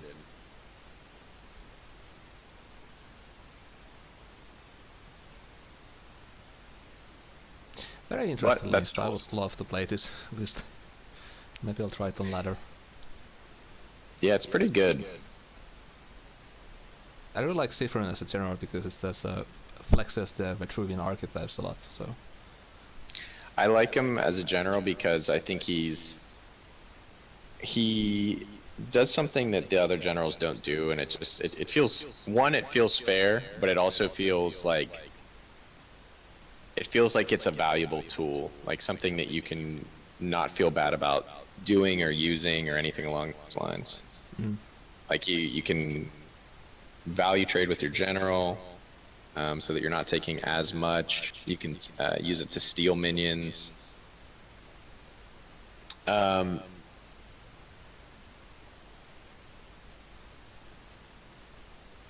So we're gonna pop. You can see that we're gonna pop off next turn and draw even more cards. I think you're right. This does let Jammer connect face, and I can't remember what the play was. Fine at the time. But yeah, we were iffy about it as well. I think that I wanted to go a different line. Forger in front of the Jammer and buff it, but I can't remember what the end result was. Why we went this way instead of the other one. But I agree with you, that was the line I wanted to take.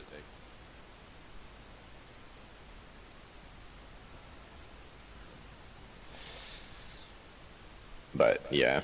well, there's a 3-mana Blood of Her. Yeah, and we deal with this pretty well, but again, the main theme to think of is just not finding the Herald. We would have been very well off if we would have just been able to get one Herald. We had numerous ways to bounce it and numerous ways to clear board each turn. We had tempo, so it wouldn't have really set us back, and sometimes it bees like that.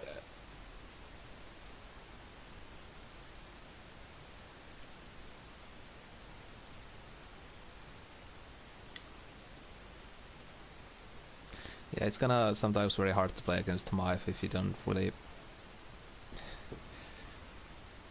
because they always have those big guys you have to deal with, which means that you are typically taking face damage. So if you don't have that healing, so you're usually falling behind far faster than they are. Yeah, and that was really, I mean, we just, every single turn you'll just see us continually playing to get that Herald, and we just couldn't get it. But had we have found it, I think we would have been completely fine. Because again, we have board presence enough to clear off. We have resilient things that are cheap, making our spells cheap. We have ways to bounce them back, and yeah, zero commil is pretty bad there. So scorn, but I was just honestly at this point in the game, I was just surprised we didn't mill the Herald.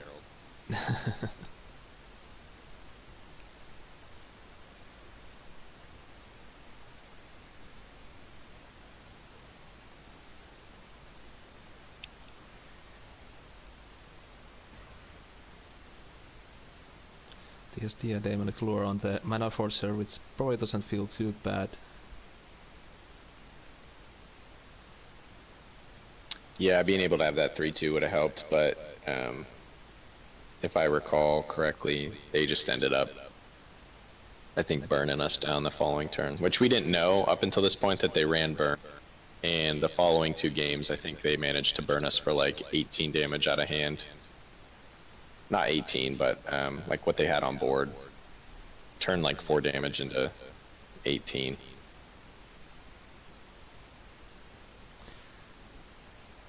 Well, there's the grapnel turn option here. Kind of surprising you guys didn't actually go for it. I couldn't tell you why we went one way or the other.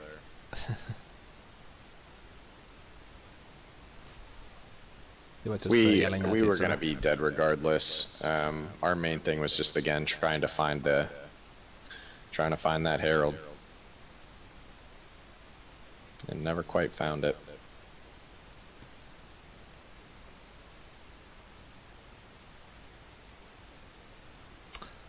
Dark Shades coming out of nowhere. Mm-hmm.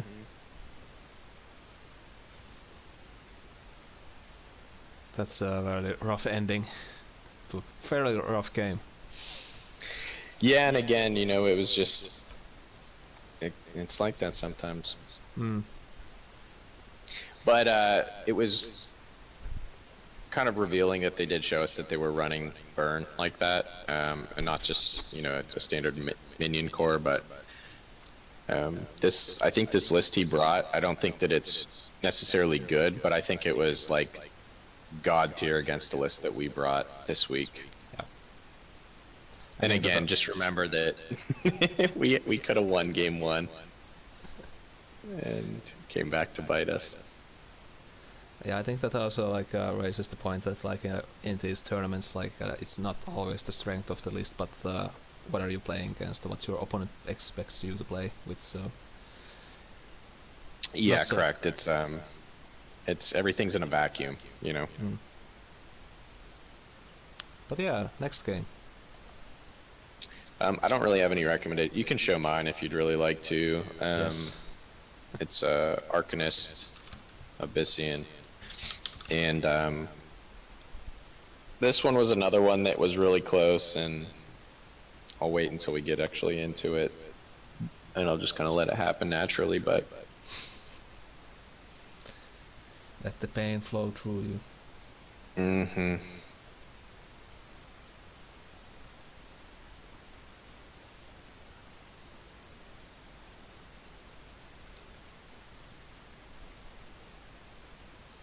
Alright, so it's once again Alpha Centauri on the left side and Stark Lee on the right side. Abus versus Abusin.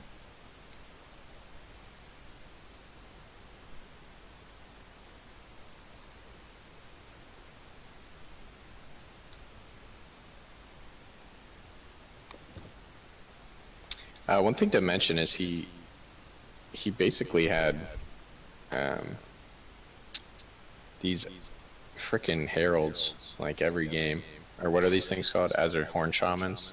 Yeah. Like turn 1 and turn 2 every game with a crypto, which is very, very annoying minion to deal with based off of what we brought. I think we only really brought 2 decks that had Bender in it. And this is a deck that was previously we hadn't lost with in this season. but we ultimately knew that it came down to they're either going to burn us, we're either going to do Arcanist things and be able to heal and have a board by the time that, you know, we're able to heal, or we're going to get burned down.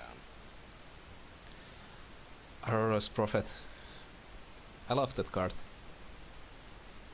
Yeah, it's really good. So what kind of list are you then running? Arcanist? Yeah. It's slept on. I think that there's other cards you can run in place of that, but we really like the ability to either do Forger or Herald alongside the 5 mana guy, Trinity Wing, which is very oftentimes something that you need to get you back in the game with this, and only having access to one, 2 mana Arcanist is not always ideal.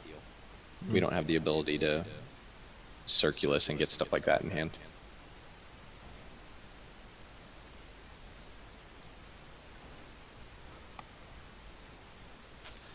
Well, the Sworn Avenger comes very aggressively up front.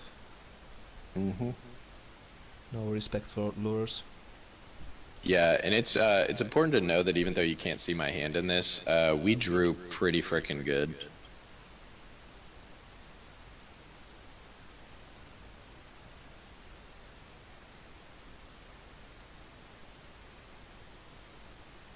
Well, judging from Alpha's hand, he's also drawing very good here.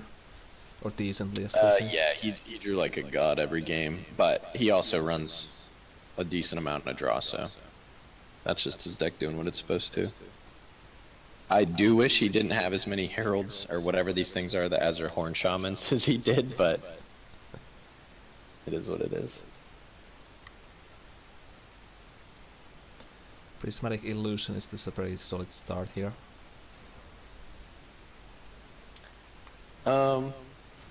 Yeah, I make a what I don't think is necessarily a misplay,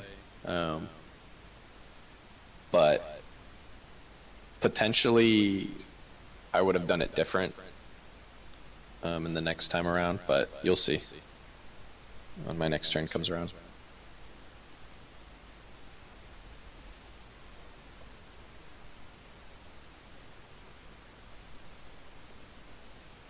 Well, Alpha has the Hound BPS option.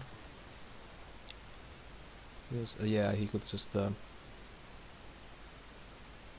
that and get the healing proc on both the Blaze Hound and the Horn. I mean the whatever thing.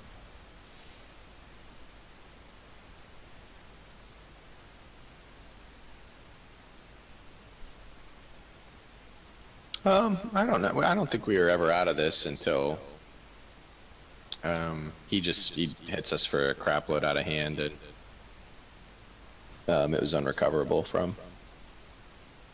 Yeah, I don't think we ever felt really in danger of the board most of this game. And you'll see he has quite the hand, basically the ideal hand that you would ever want. In hindsight, I wouldn't have moved the Prismatic Illusionist 2 to the left. I would have moved it only 1 to the left. I think it's this turn. It might even be next turn. I think it's this turn. I should have moved it just 1 to the left instead of 2. Again, the spawns are RNG, so you don't really know. So it's hard to say if it was the right play or not, but... What would it have changed if you had just moved 1 to the left? You'll see. So basically had a clear on the minions that he had on the board. However, unfortunately we were unable to... we were like one minion being able to trade into the 4/7 off. And it potentially might have been able to clear or get the clear off on it.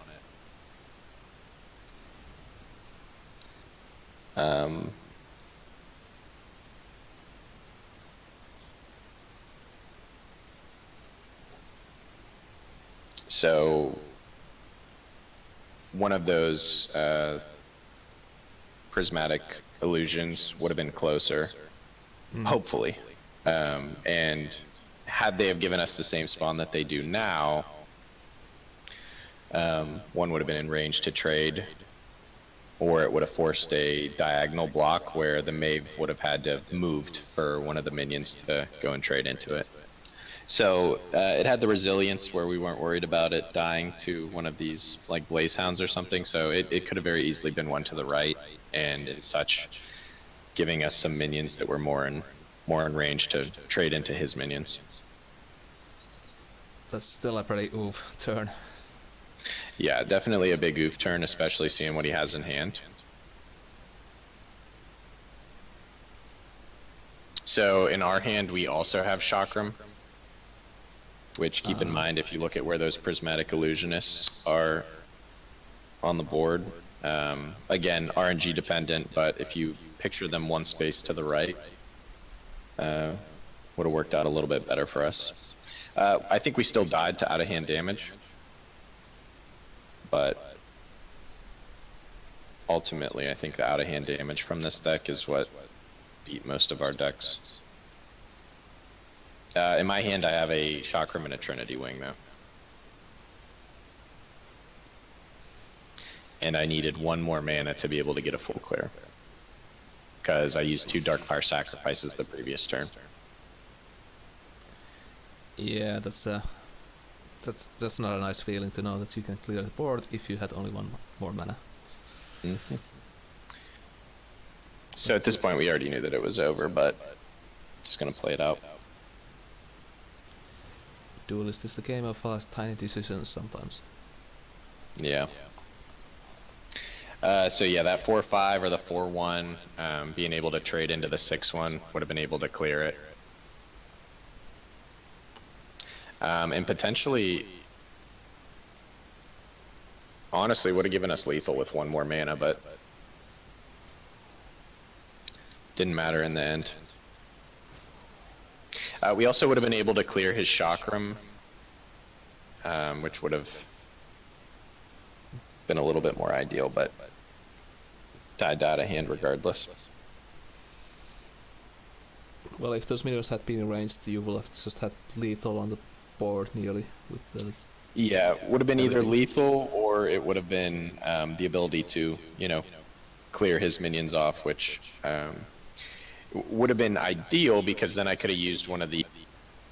I wouldn't have had to go for the same play that I did, and I potentially could have healed using the Trinity Wing spell, but again, you don't necessarily know what they have in hand either, so... Rough game. Rough game. Alright, so I think we have one more game. So, do you have any feelings? No, I think the only other one is, who else did they play? You could watch, I guess, the one with Key and Alpha. Again, they're all against Alpha. It would have been the... I think he played Zeron. Maybe he played...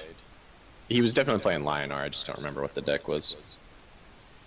So, in case this... there has not been enough spoilers, Jewish Disciples did sweep Komodo Crusaders this week, week 6, so... Rough. And it all happened with game 1. It all started with game 1. But I think that's like the 3rd sweep of this fall season, or the 4th, so...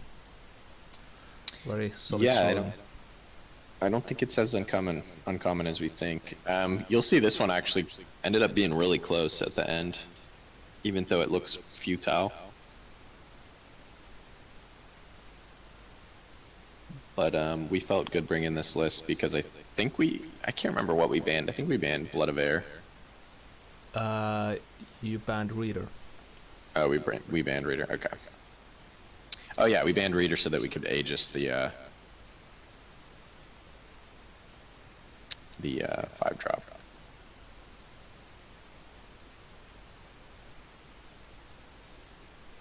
Didn't I say swept? Did I say swept? I don't know. Joka tapauksessa pyyhki se vastustajan tiimin sinne lokerikkoa.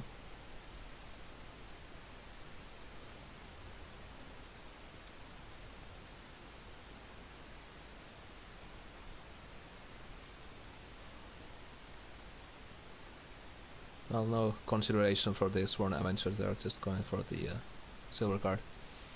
Mm-hmm. And we played this position, obviously, because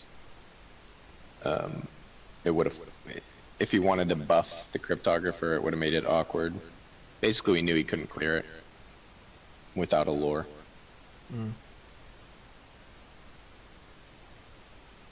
Or take the tile and do all the other things that he wanted to do.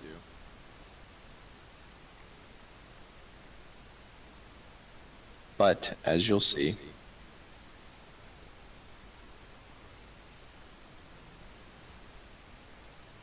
he had what he needed. Well, that's the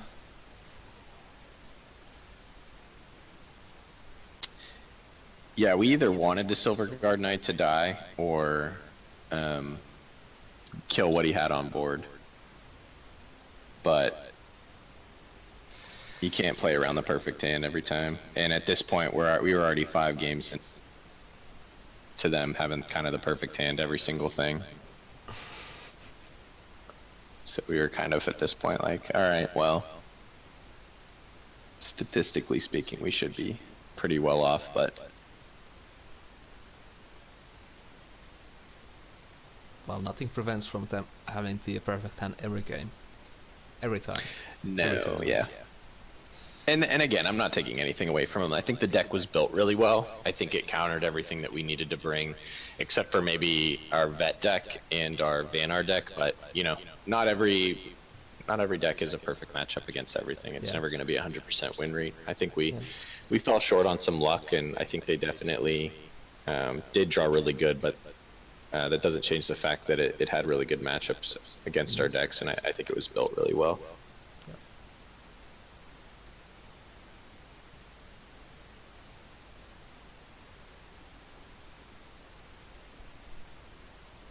But that's kind of like what happens when you have 2 top tier teams facing off against each other, so it comes to the down to the wire.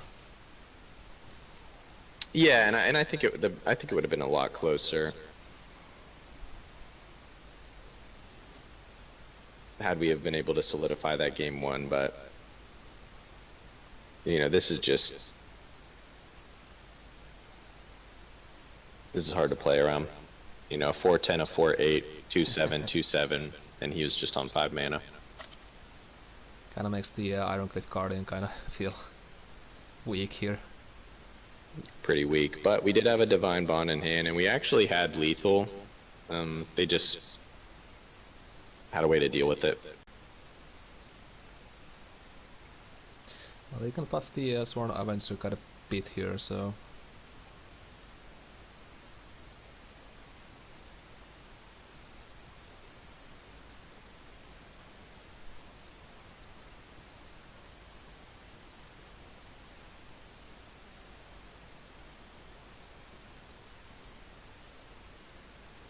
it looks like it's just gonna be the Ironcliffe drop. Yeah. Even though it looks like we were really behind, we actually came really close to winning on this one. But again, they had a way to deal with the Ironcliffe.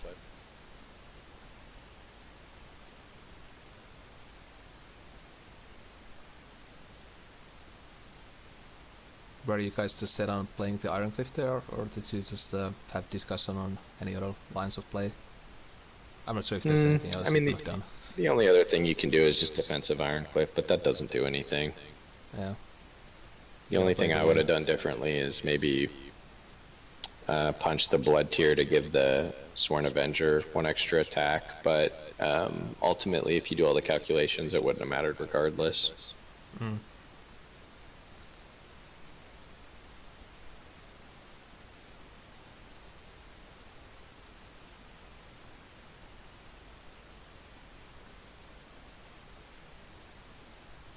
but I think we end up replacing into a second Divine Bond as well.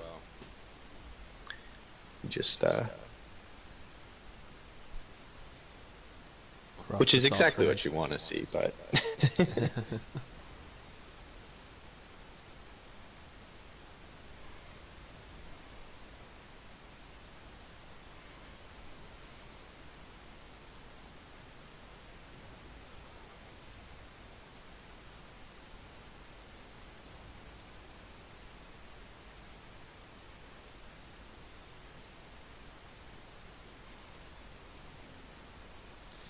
yeah, that the Iron Cliff doesn't seem as threatening anymore. no. And that Desolator was kind of nail in the coffin. We had double. I think we still would have been like one off, right? Yeah, still would have been one off with the double Divine Bond, but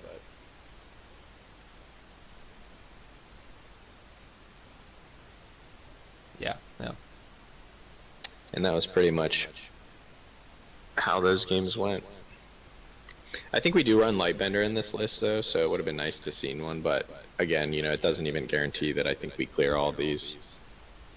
I think one of the doggos still lives. Yeah, 4/4s are pretty hard to get rid of.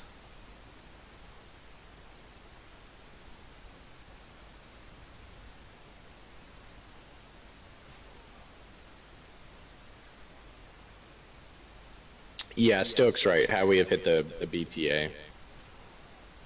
And I was in agreement with that at the time. We just didn't have it in the hand, and that would have been the differential between him killing us with Chakram.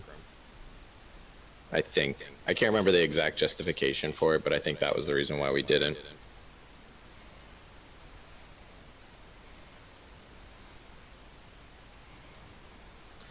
Well, as they say, you cannot play around everything. You sure can't. But yeah, that was the last match of the last series, and very unfortunate series for you. But That's alright. I guess apparently we still made playoffs, so. Still very interesting, at least coming out. But yeah. Yeah. Well, I wish we could have provided some better content, but it was pretty dramatic in the fact that we felt very comfortable in that game one, and that's just it goes to show you, sometimes that's all it takes is one win, and you find out quickly that everything else you brought isn't really suited to beat that. So I think we could have done a little bit better deck building, but we're still living. We're still good. Yeah, I think you make it to the playoffs is a pretty good sign, considering like every other team except Rock and Rocks is basically on the. Yeah, we all can't be rocking. So. Yeah. But yeah, at the end of the stream, do you have any thank you for the hosting, and do you have any shoutouts or any last comments or any thoughts on the season thus far? Not really. I mean, shout out to the people that are putting on the event. I really appreciate it. I think that this is a really good format for this. I mean, we're looking at these cards on the screen, and I don't know if these will be the same bands that they do next time around, but I definitely think that this is the type of format that we need to work with. And outside of that, just thanks for everyone being cool and bringing cool decks and keeping the Duelyst scene alive. And thanks again, Jim, for doing this. I know everyone appreciates it. Yeah, no worries. It's a great fun, and it's a really great fun to have everyone's voice here to be heard. It was really nice having you here and hearing your opinions and lamentations. Yeah, absolutely, anytime.